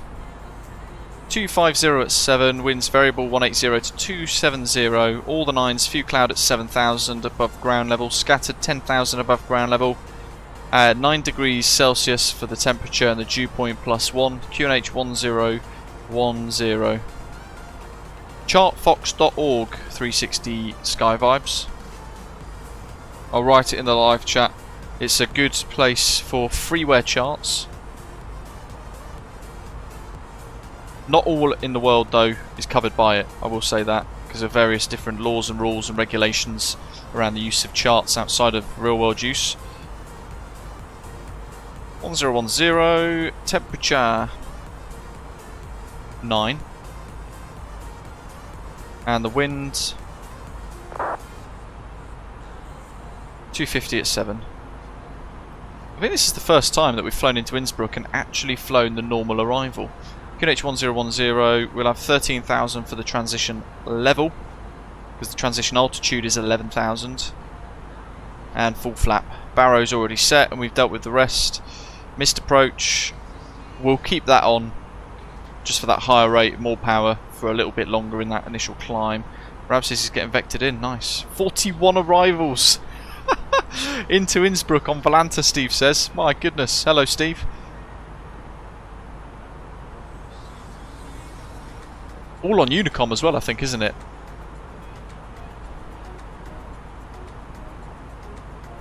Gonna be absolute chaos.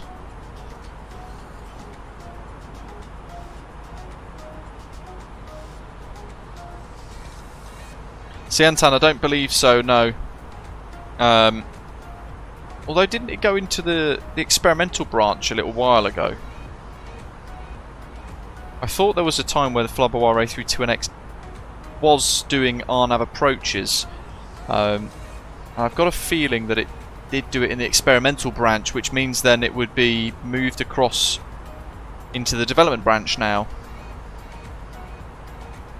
Dougie, it depends on the runway of use, buddy. So we're using the LOC-R runway 26 approach, and because of that the minimums for this depends on our ability to achieve certain climb gradients, but at 5%, which we would be able to do here, then our barrow is 2250.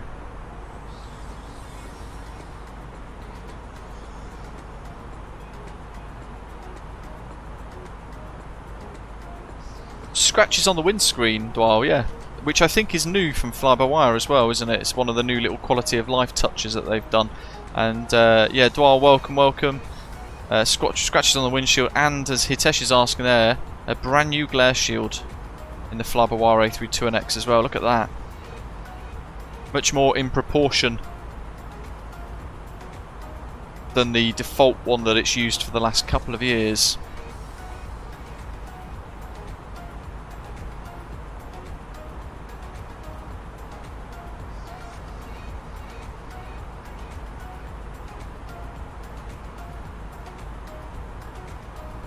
When those scratches ground the aircraft, I don't know, it depends how, probably would. Don't know. Some of them, I mean, that's pretty OTT, isn't it, to be honest? When you look at it in that light, it's a bit much. And also, how big is this person's hands? They're two massive fingerprints. Can you guys see that? It's an somewhat absolute Yeti hand has done that.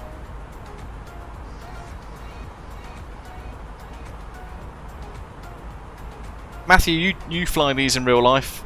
Talk to us about the windshield. Would this be an acceptable level of scuffing, scratching? Is it a level of scuffing and scratching that you see yourself, or is it just a bit over the top?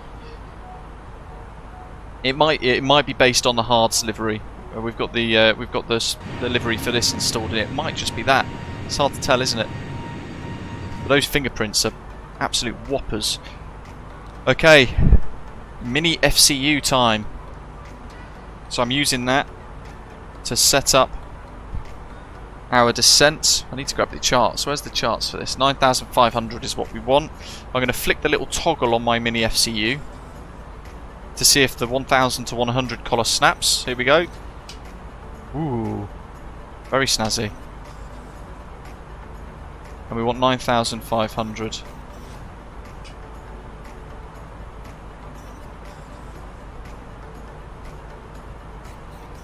And then we want, is it push?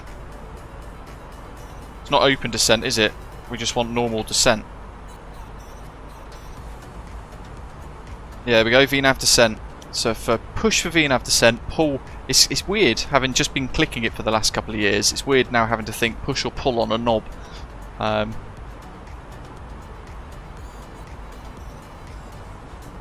need to actually find a way to properly fix it onto the desk, because every time I touch it with the suction cups, it slides around, which is really annoying. Not ideal for those high pressure approaches like the one we're about to do.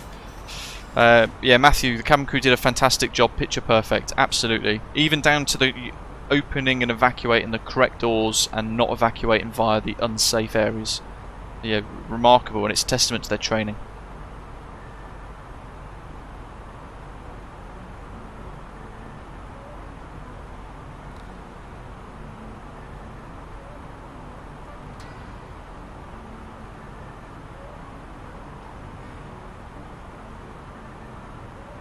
David, I am in my flight chair, yes. My next level racing Boeing seat, which is really, really good. Oh, I love it. Auto brake medium, we'll have that set for the descents.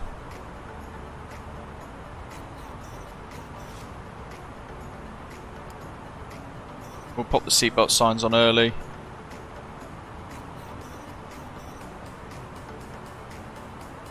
I like that, Avia, it's a good way for me to remember it. Pull means for me, I'm in control. Push away from me means the computer's in control. It's an easy way of remembering that. There must be a plate you can attach it to. The holes are standard size.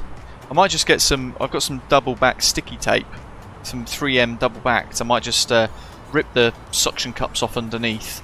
And I might just stick them on the table. I can always rip it off, can't I? If I have to.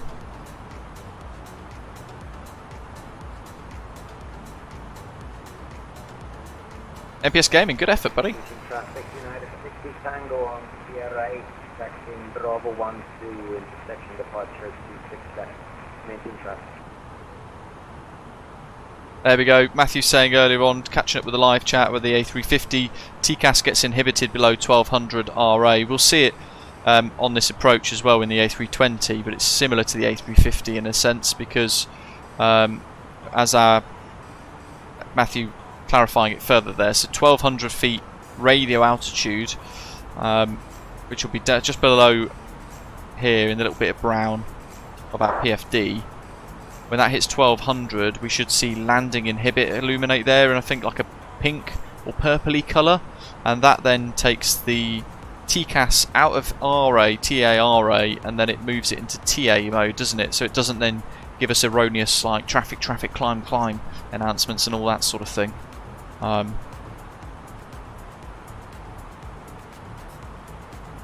So as we said, there are a number of factors behind what's happened, sadly, but testament to the crew and the structural integrity of the aircraft.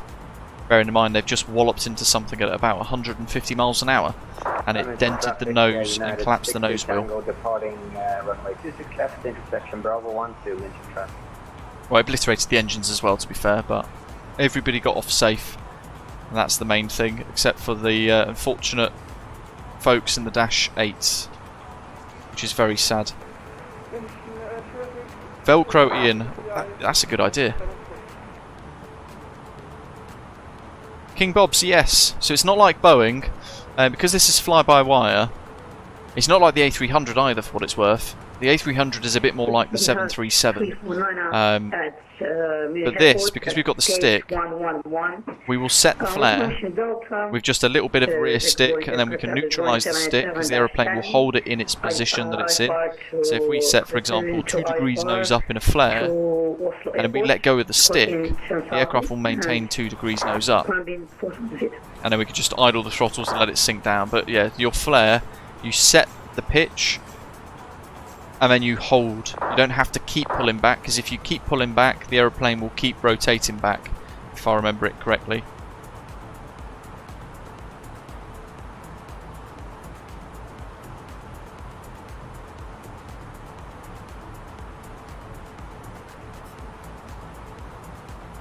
Right. Tulsi is there. We're still a bit far away from Innsbruck, but there's all of the nav data for the arrival. We're not going to start diving into it just yet.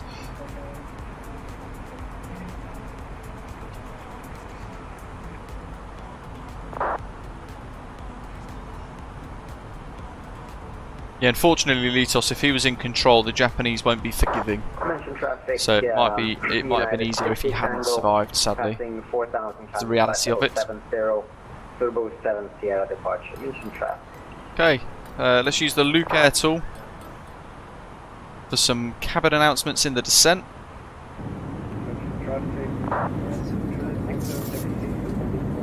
That's my favourite view right there. Hi ladies and gentlemen, now well into our descent. Go fast and seatbelt signs have been switched on. So if you're moving around the cabin or using the washrooms at this time, we'd ask you now to return to your seats, ensuring any hand baggage you may have moved during the journey. There's an aeroplane there, can you see that? Just about, a little bit of strobes, the beacons flashing. Your tray tables should be folded away, seat backs in the upright position, seatbelts securely fastened for landing. If you continue to use small handheld devices at this time, however, if you're using a laptop, these need to be placed into a seat pocket or overhead locker. We'd also ask you at this time to familiarise yourself with your nearest emergency exit.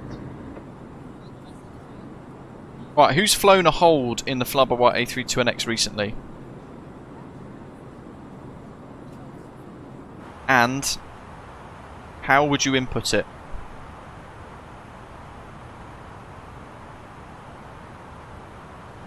I don't know if I should turn SimBridge on. 436 United 6. LukeAirTool.net, Jacob.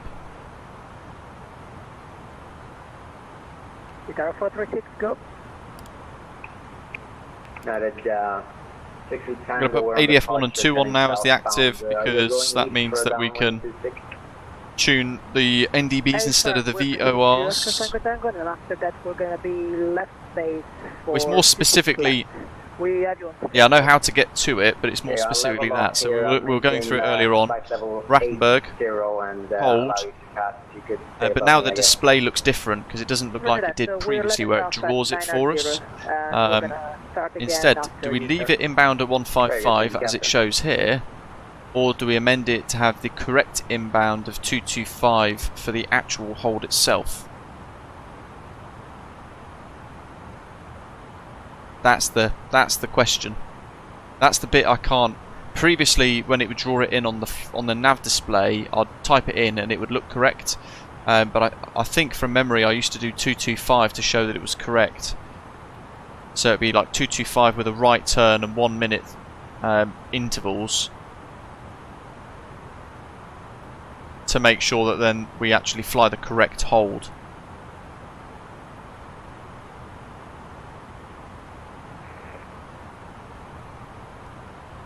Oh, there we go, that's a bit better. I mentioned traffic, United 63 Tango, flight level 80, resuming climb, flight level 290.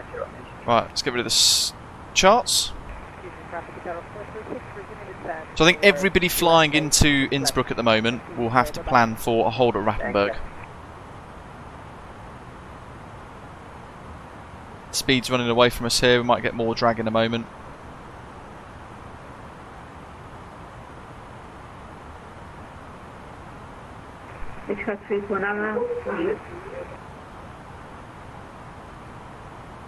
Ian, thanks buddy, thought as much.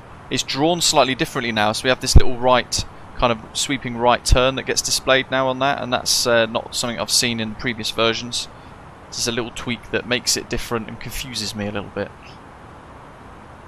Innsbruck traffic, Speedbird 93 Golf, currently passing Tulsi, flight level 160 to 9,500, inbound via Rattenberg for the LOC DME runway 26 approach. We'll report Rattenberg QNH 1010.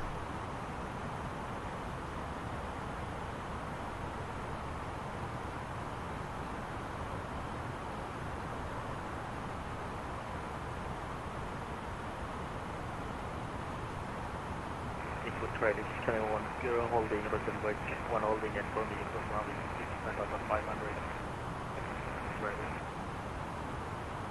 Ah, look, there we go.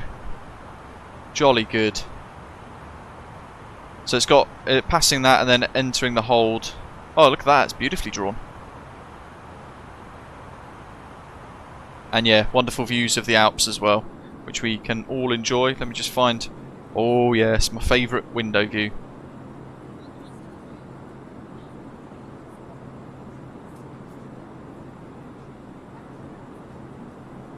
I don't think I've got anyone else inbound and in the way, actually, looking at this.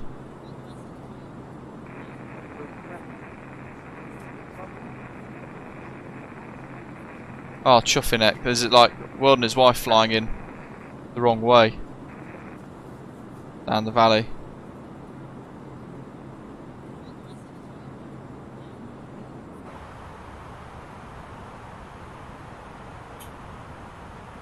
Flight detent. Innsbruck traffic, Ryanair 371, hold at Rattenberg, flight level 105. No idea.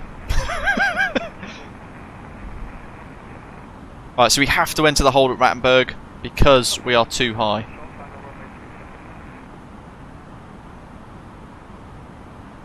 And also, on Volanta for some reason, there are a lot of people going the wrong way. 1010, wasn't it? QNH.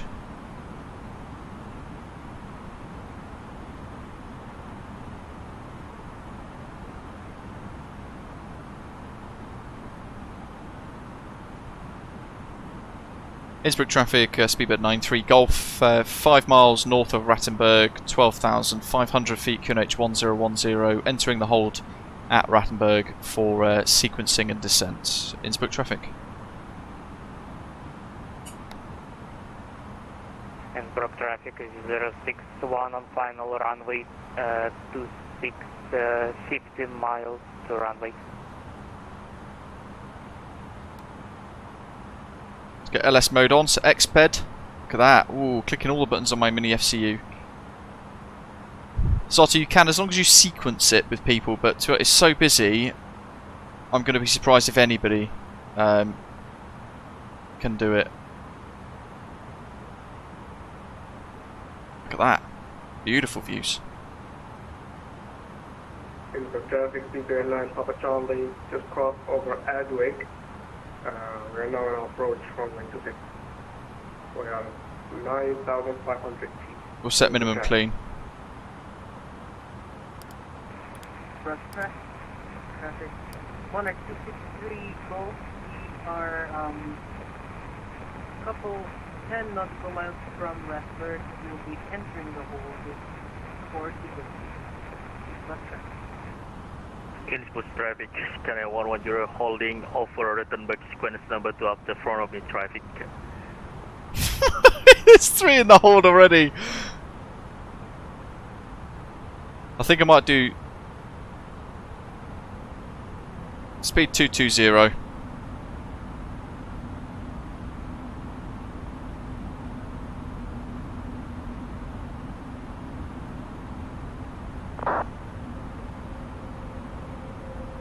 Innsbruck traffic, how many do we have on final currently? Copy, thank you, sir.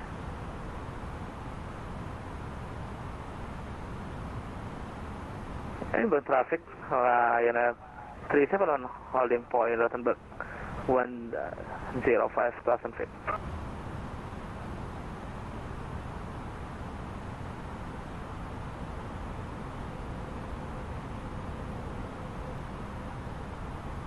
Innsbruck traffic, Speedbird 93 Golf, going to leave the hold Rattenberg, direct to Advig, number 2 on final. 9,005. Joining holding Rattenberg 2000, correction 4,500. Innsbruck traffic, 1x263 Golf, we're going to be holding over Rattenberg until... Super busy now, folks, bear with me. 180, 9,500, flaps 1. Speed brake. Armed, APU master switch, on lights and signs icing as required. 3 seconds to start. Proceed exit holding and minimum speed sequence number 2 landing runway 26. Innsbruck traffic, F371, continue descent, 9,500 feet, sequence number 3. And Innsbruck traffic, Speedbird 93 Golf is established, localizer 26, 20 miles. Happy landing, Speedbird. I'm number 4, David, what? How? Innsbruck traffic is 061 on final runway 26. Even Trotters is angry at that. 5 miles to runway.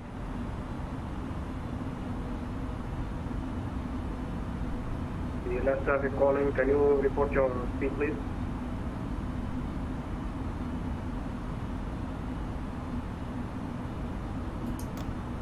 Please repeat. Can you report your speed, please? My airspeed is 139 knots. Crazy terrain, isn't it? Look at that. Thank you. And Innsbruck traffic, prepare now Papa Charlie, 10 miles, runway 26. So at this point, we're quite steep.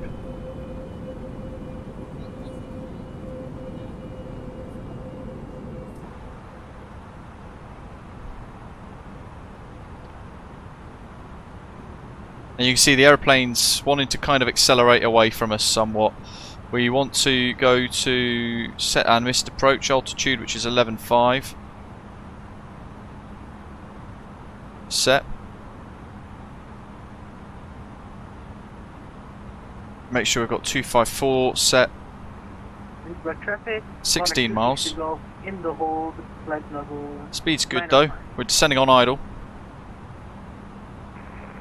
Yes, looks traffic on L371, exit holding and minimum speed. So I was in the hold, but the chap in front of us was about 7 miles ahead.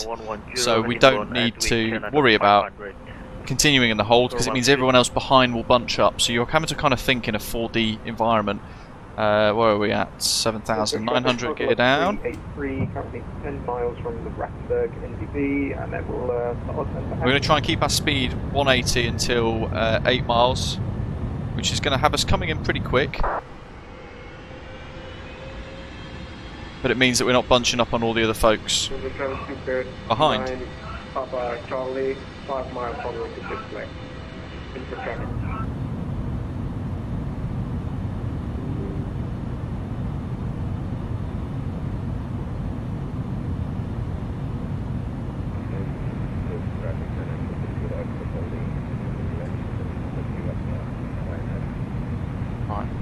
I've started flight control replay as well. APU now can go bleed.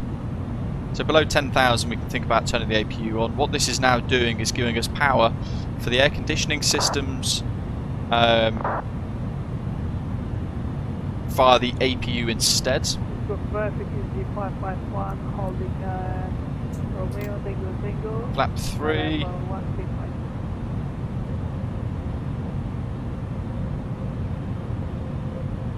Well, set 160 early because it's a bit of a quick one this.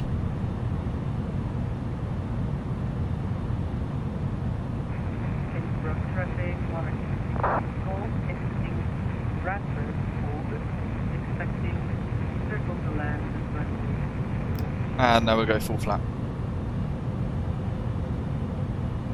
Now this is where on Unicom it's quite wise to try and give people numerous position reports. We've got lots of people flying in at the same point. I called up at 20 miles, but now I'll call up at 8 miles so people know where I am. And I've got one on final ahead.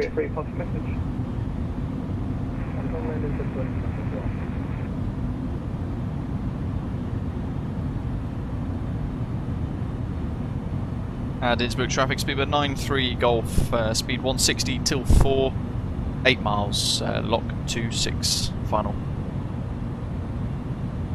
Innsbruck traffic standing up here on 110, 18 miles to runway 26, some minimum speed. Innsbruck traffic.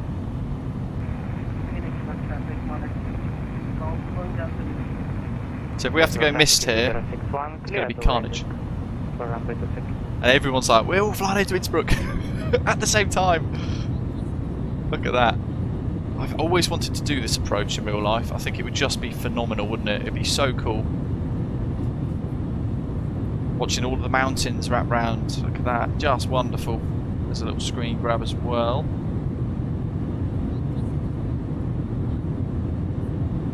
I'm going to go back to managed speed.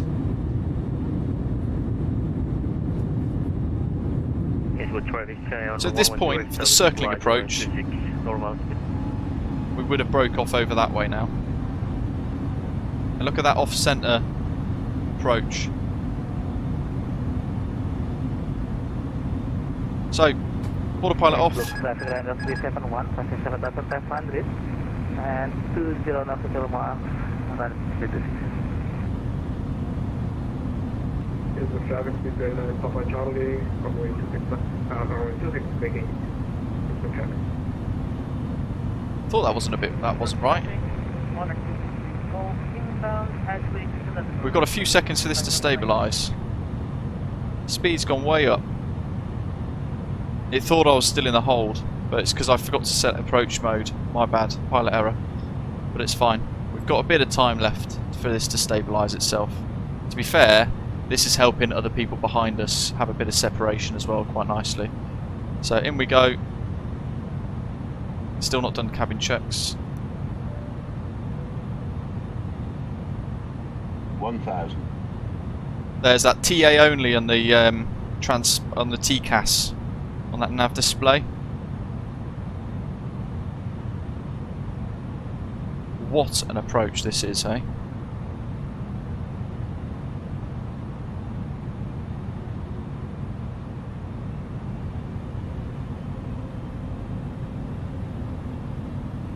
This is worked out rather lovely. Got my charts ready for a missed approach. We're in manual flight, so initially we're going to have to run this ourselves. 100 above. Flying a visual approach. I'm ignoring the ILS indications on the nav display, by the way, folks, because look, the glide slope would have us a lot higher.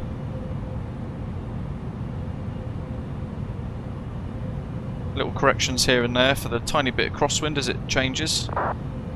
Here we go. Looking ahead. 50, 40, 30, 20.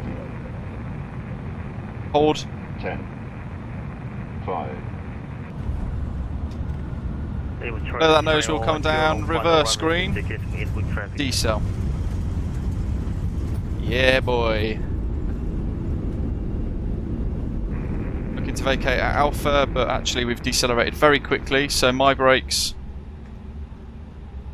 getting distracted on the charts. We want to be on this runway as little as possible here. There's the touchdown, right in the centre line, 1.24 G. Beautiful, well chuffed with that. Stunning. And on our 263 Golf, we are established on the local line. Expecting we will call when we will start our system. Hopefully, just time that nicely for the next person. Can I want your minimum speed for approach and continue approach? And Innsbruck traffic, Speedbird 93 Golf's vacated Alpha to the stands. Crikey, that was a sudden increase in speed. And there's the brake bug again. Anyway, landing lights off, nose lights to taxi, turn off lights, strobes, we'll pop those off, wing lights can come off. APU's already on, jolly good. Traffic, total of 383, fully established on the localised at runway 26, currently 10 miles from Romeo, uniform 1.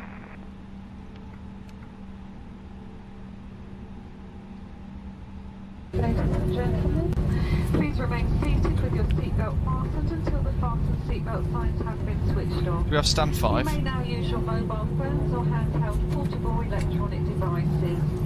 Zero suitable parking. That's always good, isn't it? May have moved and could fall out and cause injury. Before leaving the aircraft, Innsbruck traffic line S371 on the final runway 26, 10 to go mass final. Designated area.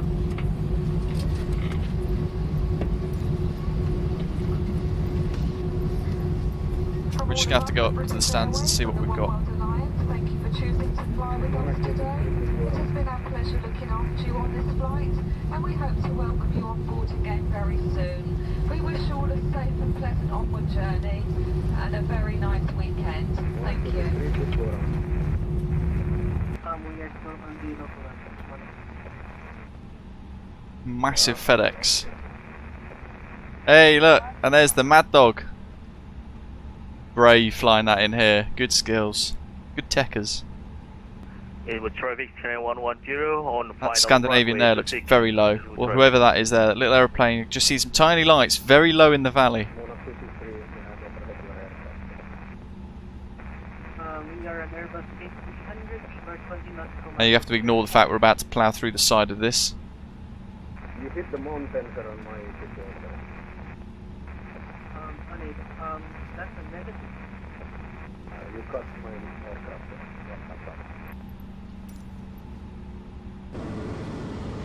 I have no idea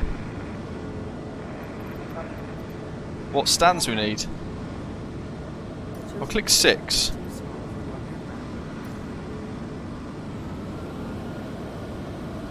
I've got no idea which one it's meant to be.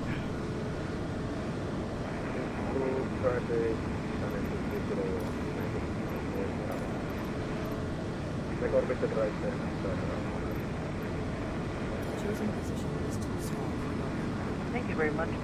Monarch 263 Golf, fully established on the localizer. We will call when you make our check for the signal. Oh, is that the marshaller?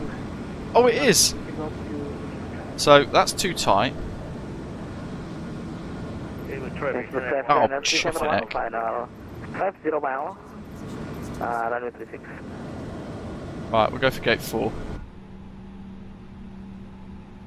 Anyway, we're burning fuel all the while.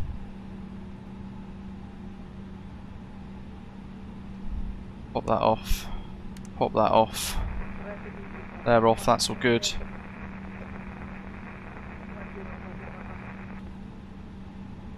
Gotta watch this touchdown.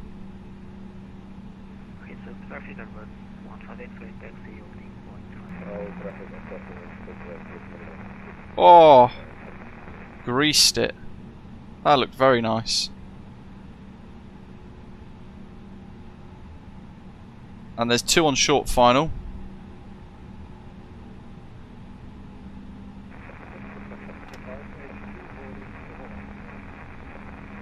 Here we go, GSX, marshalling us in.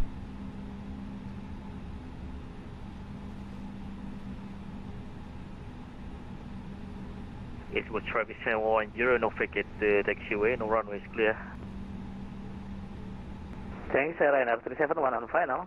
On short runway. Can I go get the tiller right here? He's telling us just go straight.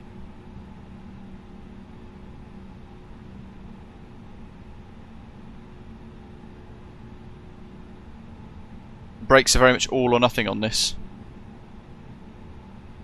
Yeah, Orbex have kind of abandoned this airport. It's shoddy.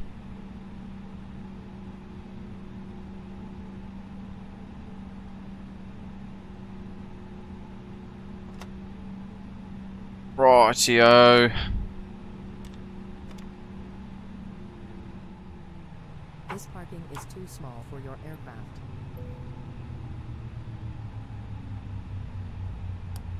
Beacon off, and let's quickly zoom out to see the next touchdowns. So I'll just sort this out very briefly. Is that an Osprey waiting to depart? I think Zato's doing an A300 circle to land over there somewhere, but I've got no idea. Oh, there he is, he's broke off. There he is. Oh, it's a 747 cargo, looks. Doing rogue things again. And traffic 10263 Golf, breaking off from the localizer for the British. Oh, I've got no idea what's going on. Let's look at New Sky anyway. It's absolute carnage. We'll close this and we'll see what score we've got. Look at that juicy profit, 21,782. Yes, please. 997 average touchdown. I'd have said that would have been bang on though. Affirmative. Short runway, you want it to be nice and firm. Get the weight on the wheels and get decelerating. Runway 0 feet.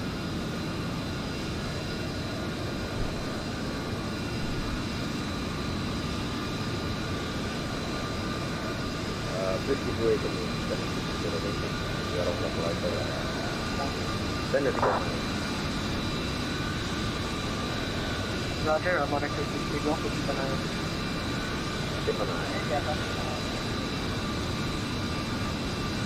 I think Andy was saying in the live chat earlier on final something. I'll try and find it in a minute, but I think he said the EasyJet procedure for this is that they call out certain visual landmarks as reference points.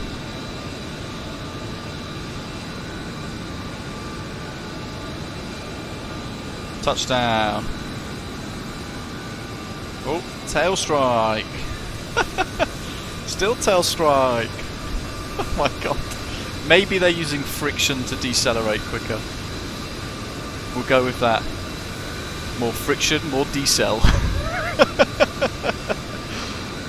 He's got off at Alpha though. If only that was like real life. That poor 737 thinking, where the hell? I just want to park. Where the hell do I park? There's a FedEx MD-11. Ah, there's two Ospreys waiting to go. He's lining up. Although that's going to be tight, because I think there's a Monocon circling. There he is. That's Zato. Who looks very close. Don't forget to look for those pylons, Zato. And then the church all the way over there. So we'll position ourselves now ready to watch both of those. Volanta, let's have a little look. This is what's going on at the moment. What have we got here? No idea. Lots of carnage. Osprey 5665 coming in from the valley over here. We've got a lot of people routed in there. Chanix 230. Ian Osprey 2472. Easy 551 at Rattenberg holding there. And I think that is the last group in. Oh, there we go. Osprey 932 as well back there.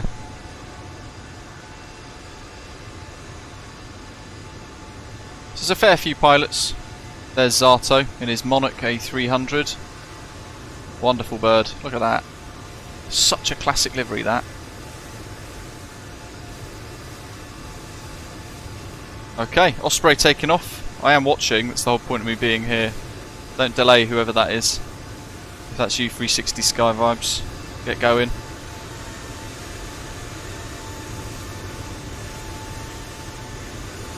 The Cargo Lux is doing mad stuff, parking on the grass. Oh, Litos, yeah, it'd be great for people to watch, I think. There goes the Osprey A321neo. Sporty departure, that'll be flap 3 takeoff probably. And toga. And a nice rotate right at the end of the runway. Oof, ease away.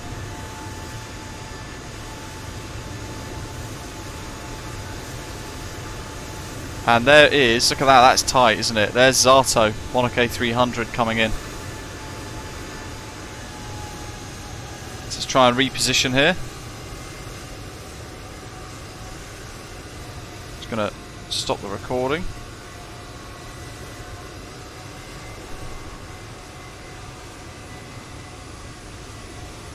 Monarch 263 call, turning base for the visual 08.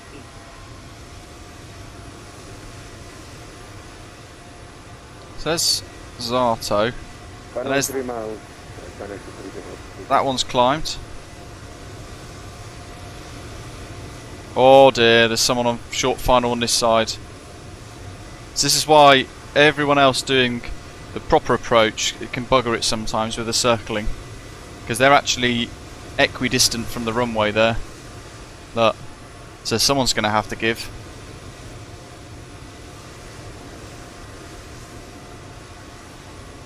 Oh, he's overshot in the turn. He's very overshot in the turn. Could you see him? He's still turning. Oh my goodness. That's gone wrong. It looked very tight. You're supposed to be right over there in the trees basically and just tickling that bit of valley. You're 1,000 foot above the ground level over that bit, the circling approach. Otherwise you're too high, too tight. We'll look back in a minute and he'll still be turning. He was always going to be daring for Zato in the 300, trying to do a little switcheroony circle. Jet 2 holidays on touchdown. Here we go. Over the threshold. Okay, he's high. Close. Monarch 263 Golf, continuing approach 08. He's still high. Continue. I do a expect. Whoa, he's flat.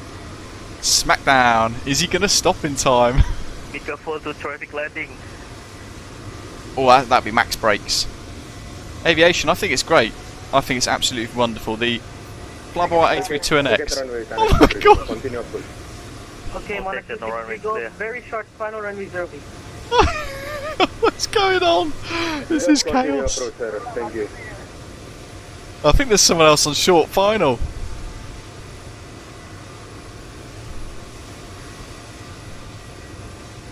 Absolute bedlam. Don't worry about that, we're gonna do a speedy vacate. Just do a happy landing, sir. Thank you, thank you. Travis London 0, you have no possible way of vacating. I'll be able to make it work. Here we go. Happy New Year all. Good luck, mate. Right on the touchdown zone.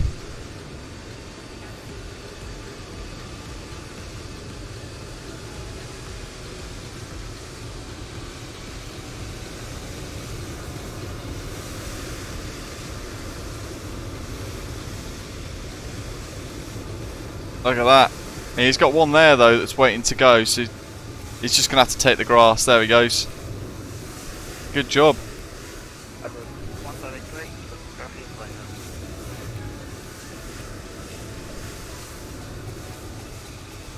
Monarch 263 Gold, vacated runway.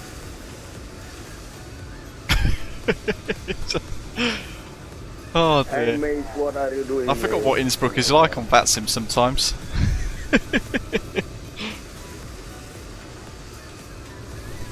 I am shaking. Keep smashing the like button, folks, if you're enjoying today. If you're new to the channel, welcome aboard, hit subscribe. I cannot believe somebody is just lining up to take off now. There's one on short final. Pretty much Jacob, yeah. There's 2 on short final.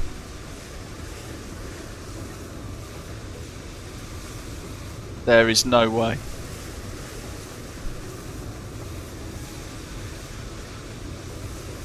Uh-oh.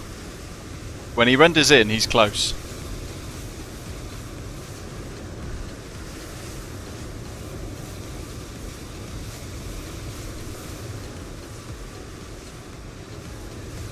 Your Finneck.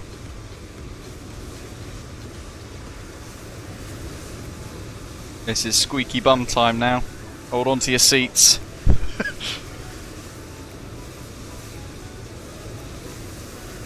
That's going to be max chat. Get rolling. Immediate takeoff.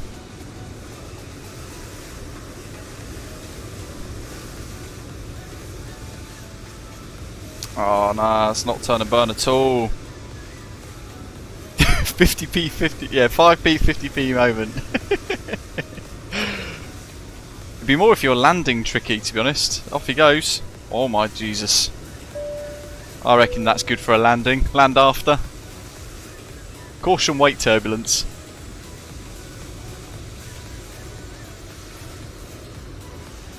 We'll say he's up. And here comes Ian. Beautifully timed, look at that. Constantine, welcome aboard. Thanks for subscribing. Touchdown. We've got an Osprey waiting to depart there as well. Great touchdown there, Ian. Well done. Good job. Osprey Airways represent. He's only just got there, look. He's not far into his initial climb out, that chap there. Traffic. 5 miles, next one in. Innsbruck traffic, pushing back Alpha. He's just no idea. Those poor little planes getting mowed down.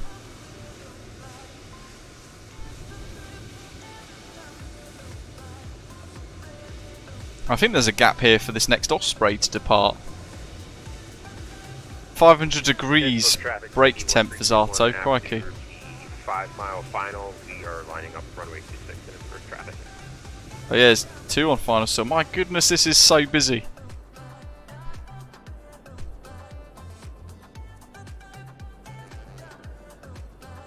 Let's start disembarkation.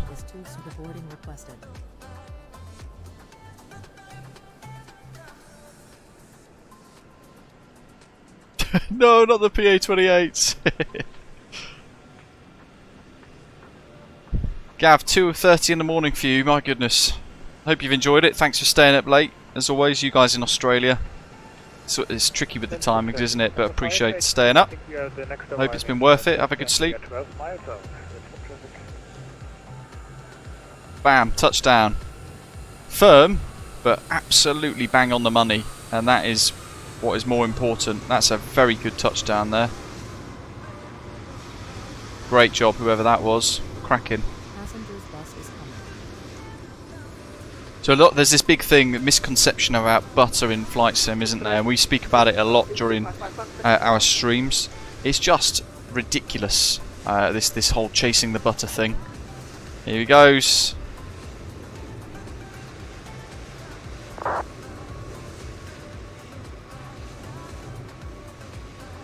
What you actually want to do is have an accurate touchdown in this area here, the touchdown zone, on the centre line. Firm and accurate, and that is a good touchdown. If it's too soft, the aeroplane might not necessarily realise for a few seconds that it's got weight on wheels and therefore it's touched down, so it might then delay the deployment of speed brake, for example, the ground spoilers. It might delay the activation of the auto brake, that sort of thing. So you want it to be firm enough. By the way, what it's doing is it's replicating our flybywire A32NX that we're in today. So we've got our doors open. It's replicating that on that aeroplane there, but he obviously doesn't have them open himself. Yeah, Lurpak, my goodness, it is a currency in itself. It's more expensive than 1 Bitcoin, I think, isn't it? 1 pack of Lurpak. Good grief. Off he goes. No delay. Good work. Jacob can't wait for the flybywire A380. Yeah, me neither. It's going to be fantastic, isn't it? Rotates. Yeah, boy. Off he goes. Into the valley. Good work. And then that should... Oh.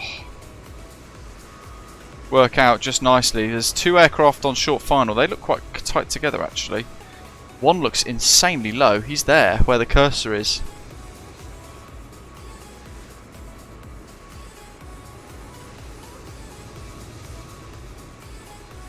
Yeah, 200 to 400 foot per minute is actually really good. What you really want to look at is the G rating. Anything around 1.1 to 1.3 G, that's very good. Higher than that is a heavy landing. You go past like 1.5 G, and that will be the passengers going, oh, you know, they'll feel that touchdown.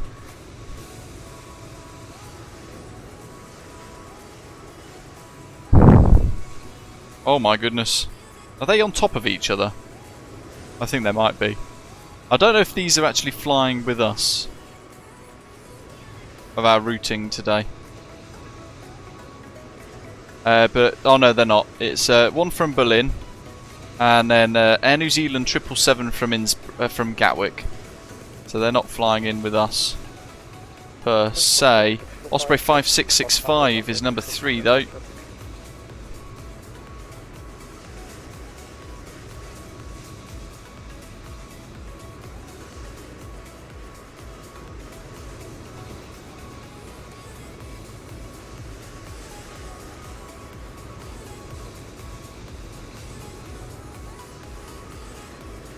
Where's the other one gone? I think he's disconnected. One of them's disconnected. Osprey 932 further north, David says as well. Yeah, good spot. And I have recorded our touchdown with flight control replay. So if you guys want, we'll dive back into the aircraft, fire up the engines, and we will replay our touchdown as well if you want to see that. He went behind the trees and crashed. Brilliant, living on a player. Oh, the poor folks of Innsbruck. They can't catch a break. Here comes the Lufthansa. Beautiful flare. Awesome touchdown. Great job.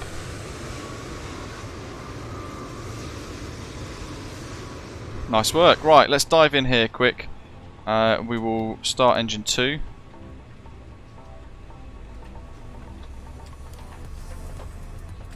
How's baggage unloading still?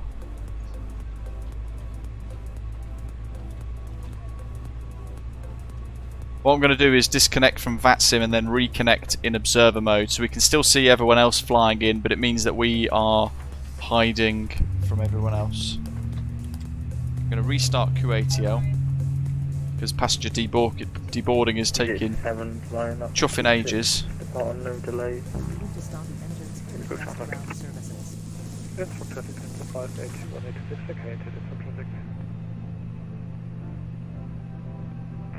Perfect, after practice is fine, time for final runway. Make sure our doors are closed. Jolly good. For your proof.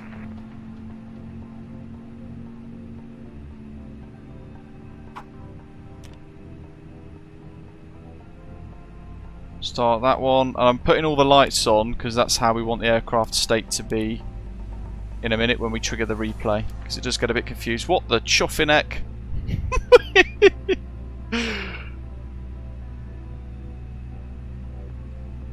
That would be the 777 Air New Zealand. He's still trying, bless him. I will land. I will land one day. Oh dear.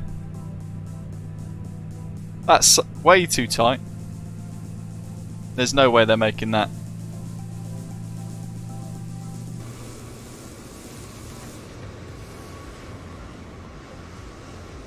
But it'll be worth watching. Right, we're going to go drone camera, follow mode off. There's the touchdown zone. EasyJet on the roller. Red Sun, take November 26 left number 900.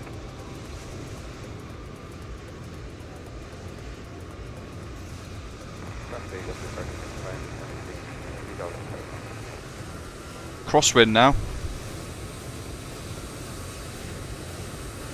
Clipper, enjoy your meeting. Traffic, New Zealand 777, early crowd for localizer number 6. Beautiful takeoff that. That was a fantastic rotate. Top marks.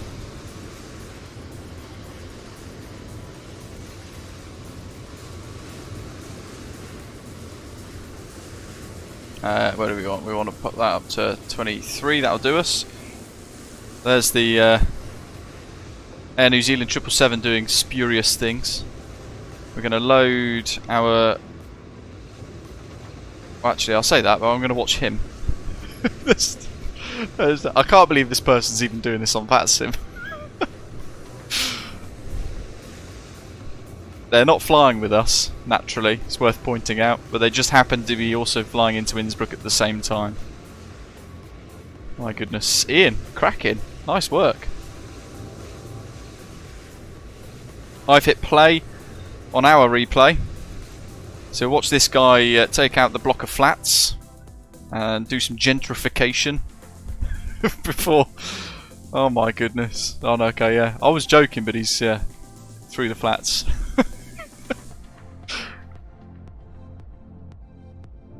Those poor General Electric GE90 engines. They're some of the best engines in the world, and we've just lost 2. This really just drives through anyway. They'll just take the highway to the forecourt of the departures and drop them all off at the front, straight into the car park. Why not? Oh dear. Here he comes. Wait for me, guys. And now he's trying to style it out and pretend it never happened. Probably Captain Sim. Doink. Right, where's our plane? We're gonna get all the noises. That's good, that's good. That's all set as best as it will be set. That's all good, and order brake medium was set, wasn't it? So, we're in the replay. Look at that view. What do you reckon? Oh yes, that view right there for touchdown, I think, folks. What do you think?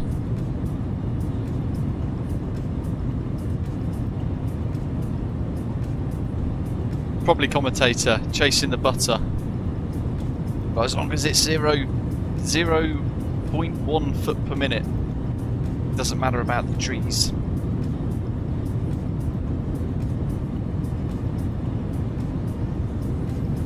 This is spectacularly scenic, isn't it, for a flight? Innsbruck. It's been a long time since we flew in here, and I can't remember the last time we actually did venture towards this part of the world. Actually, to be fair, we've got lots of pilot applications to Osprey Airways.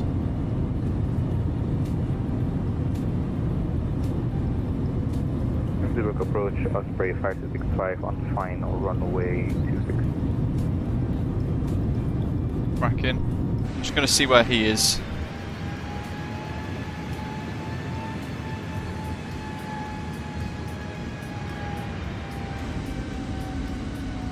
Can't see him.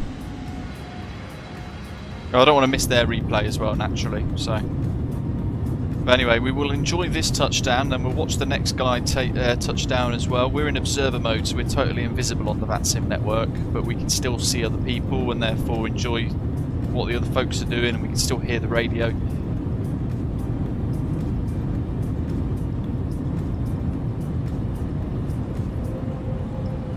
Yeah, there's a reason why this is a flight sim favourite, isn't it? It's such a remarkable approach. Nice and tricky. Look how busy it was as well, and actually if we hadn't have left the Rattenberg hold and just abandoned the hold and go straight to Advig, we would have struggled with sequencing with everyone else, because everyone else was thick and fast behind us, weren't they? Look at that. Score out of 10 for the view. Absolute 10.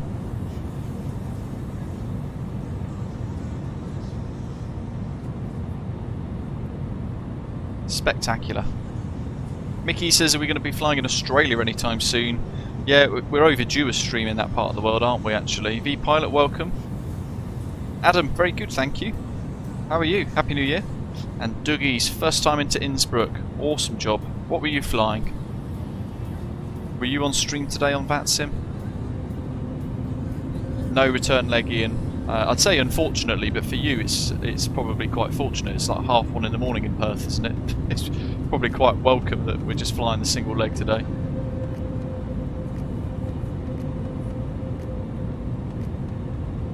Nice one, Dougie. How did you find it? It's quite exciting, isn't it? Very scenic. Here we go. This is all autopilot off now and hand flying.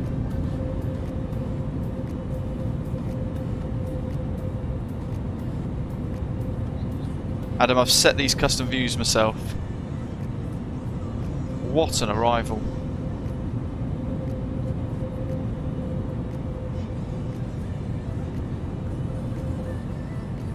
There's the flare.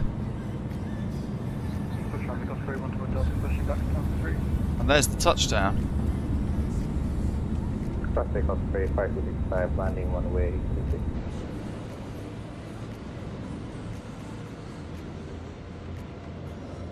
We've got one on final now, an Osprey.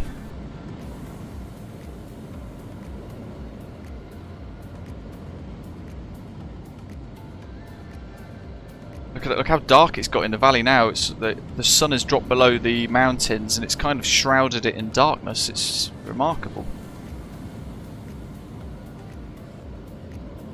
Rehan, it's flight control replay. Ah! It's the Phoenix A320 with our special Osprey Airways Eurovision Song Contest livery. Yellow in support of Ukraine, of course. Oh, people are turning their lights on in the town around us. Here we go. There's the flare. Whoop, little bounce. He's down.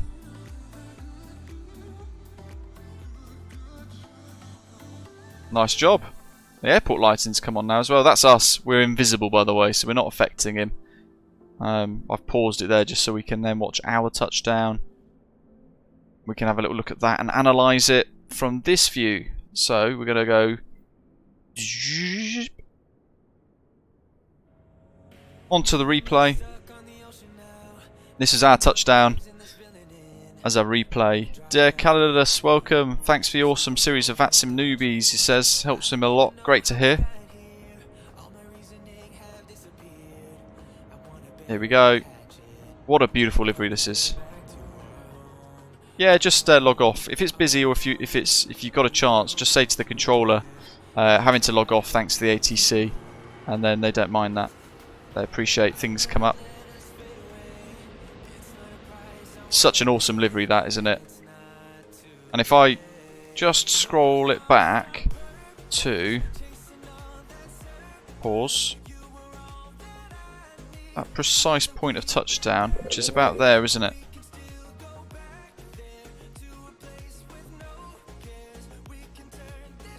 Because I want to see if I can get an arty-farty photo.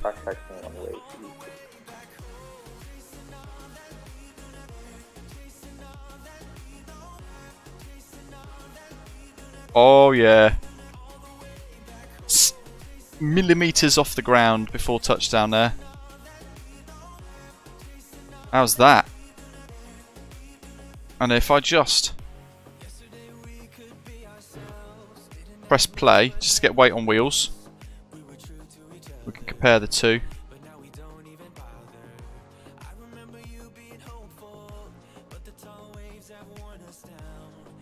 Two little screen grabs.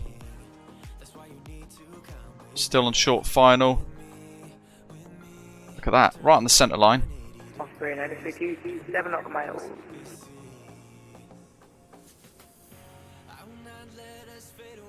Stunning. Look at the light on the mountains. Oh. Let's take a few screenshots. It's rare we go to Innsbruck. And it looks cracking, doesn't it?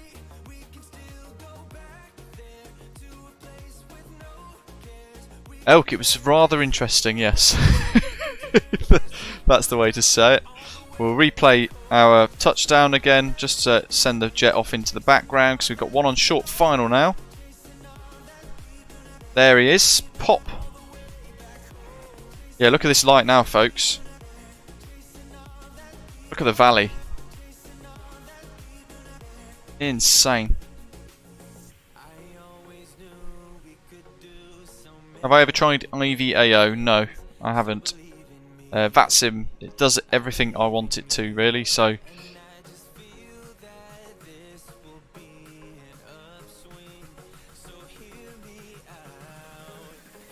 Yeah, no need to cancel the flight plan there, Calidus. It would just say you need to log off, unfortunately, but thanks for the ATC.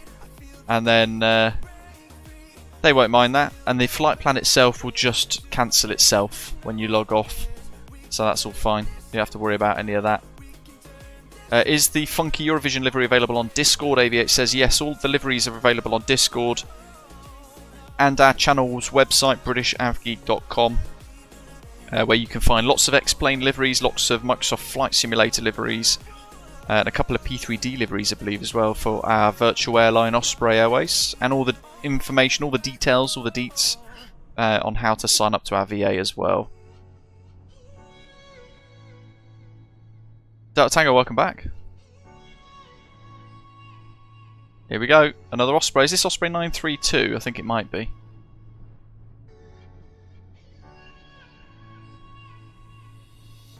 Ooh. Ooh, well recovered at the end. Very well recovered at the end. Nicely done. Last man.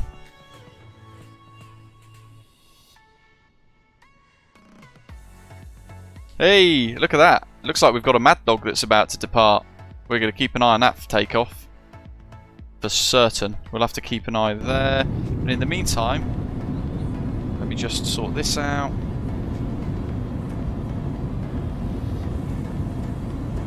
The flight control replay bugs out sometimes, as you can see. So just going to see if we can solve that. Medium auto brake, that's on low.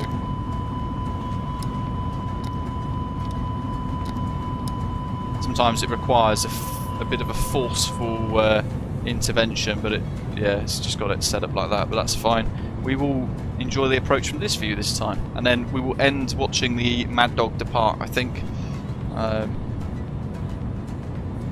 would be quite good.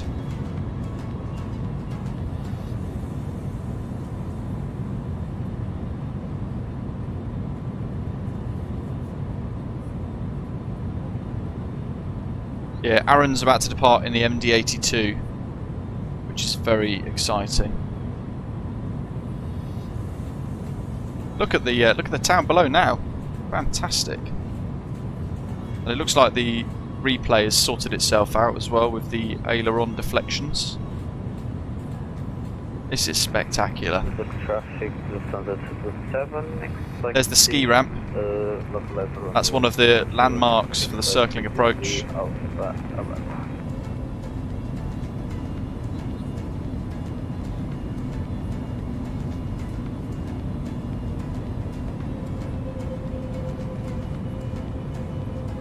It's great to see the city change dynamically, so it's not just a flick of a switch and then all the lights come on. It's almost staged periodically. Every couple of seconds or every couple of minutes it kind of gives you a little bit more light in the town and that sort of thing. Very nice.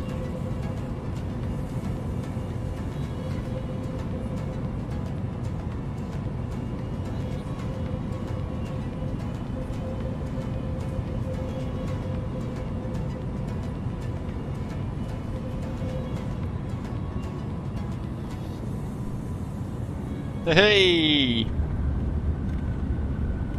There's the Mad Dog.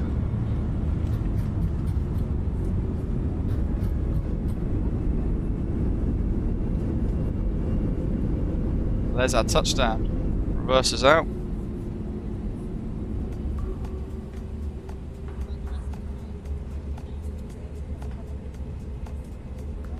Love how the strobes in the flybywire A32NX reflect on the ground. I think that's something that they've got bang on.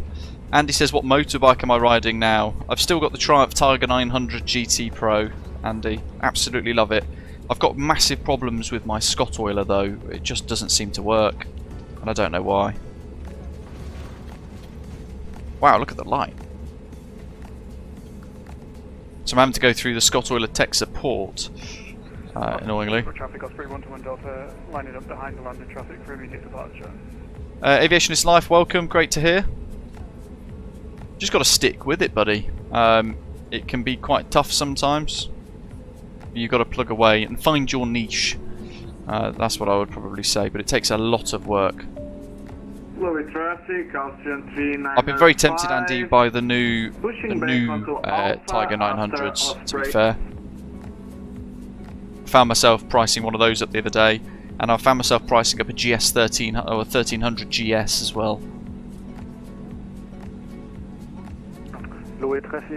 Yeah, imagine Cessna at Makefield 20 years ago, and now this is the flight sim.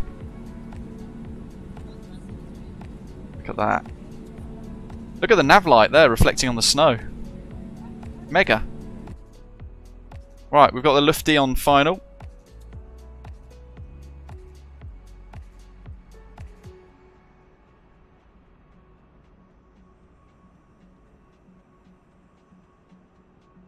He was miles away. I reckon the Mad Dog could have gone, but it's always difficult to work out sometimes. Be quite funny watching the MD-82 take off actually from this. It's not the sort of aircraft that would ordinarily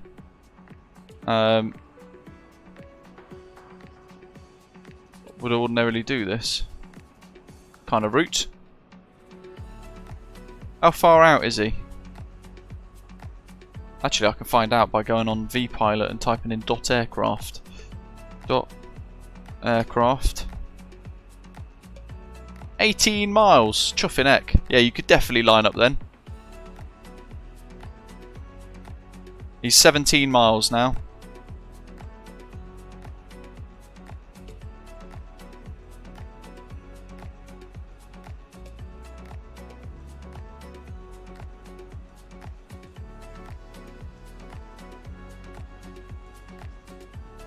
That's 312 Delta line in 26 for immediate departure. 16 miles. I'll give you a countdown, Aaron, if it helps.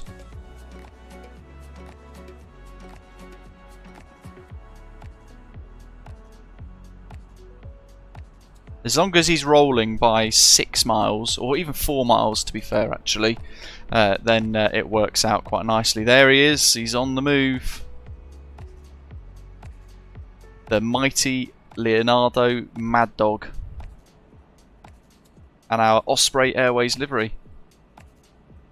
14 miles. David, I know. The thing is, I want to be tower. That's what I always wanted to do. I always want to do tower on VATSIM, but the hoops you've got to jump through just to become a tower controller, it does my nutting. When you're willing to give the time and effort and energy, and then you still get put in this long ass queue, yeah, it puts you off. We'll try and see if we can get a rotate. 10 miles now. Innsbruck traffic, Eurowings, 2 Charlie, 7 miles from final. Perfect. Innsbruck traffic, Austrian 3905, holding short runway on Bravo, runway 26. Yeah, Postcon. What's that? Here he is. MD-80. Wonder if we get the smoke as well. The Orbex LODs for the grass are pretty crap in this scenery as well, sadly. Right.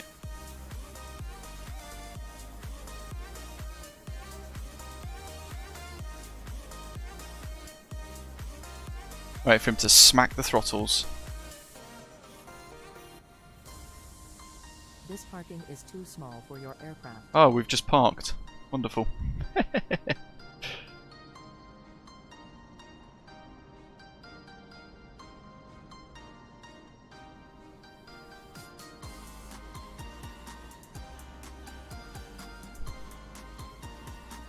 Uh-oh. There we go, he's rolling. We could, David, but then I think I'd want if we do that, I'd want paying. Lufthansa 227 on 8 miles, final approach for runway 226. Here we go. In the MD-80. Takeoff. Oh. She's a slow climber. Done well to get up there though, right at the end of the runway though. Absolute cracking shot that. Rocketing off. Made it. And there we go. Massive thank you to all of you for tuning in and watching, flying along with us today. I hope you've enjoyed our little hop out of Heathrow into wonderful Innsbruck. Certainly at the best time of day or evening, to be fair. Lots of people flying along, which is always great to see. Arnold, welcome on board. Thanks for subscribing. Great to have you. Big thank you, of course, to Craig earlier on for dropping a super chat. Appreciate that. And the Boise, Big Phil, Simbit World, and Scott for joining us as 4 new channel members today. Let's zoom on out, get you the full effect of this beautiful valley here at Innsbruck. And the airport below us is down there. Look at that. We'll be looking at the next couple of streams over next week. I think one of them we'd already decided involved a retro Monarch Airlines livery for the Unibuild A300. And if you haven't already checked them out, I've got 3 episodes of the A300 tutorial series live on the channel, which include some of the bugs and how to work around them, around sort of nav in departures and arrivals that you might face. So I hope you find them all useful as well. In the meantime, as always, thank you very much for flying along. Enjoy the rest of the week and the weekend ahead. I'm back to work, and I will see you next week for another couple of live streams. In the meantime, enjoy flying, and don't forget to hit that like button before you head off as well, folks. Take care. Thanks for watching. See you soon.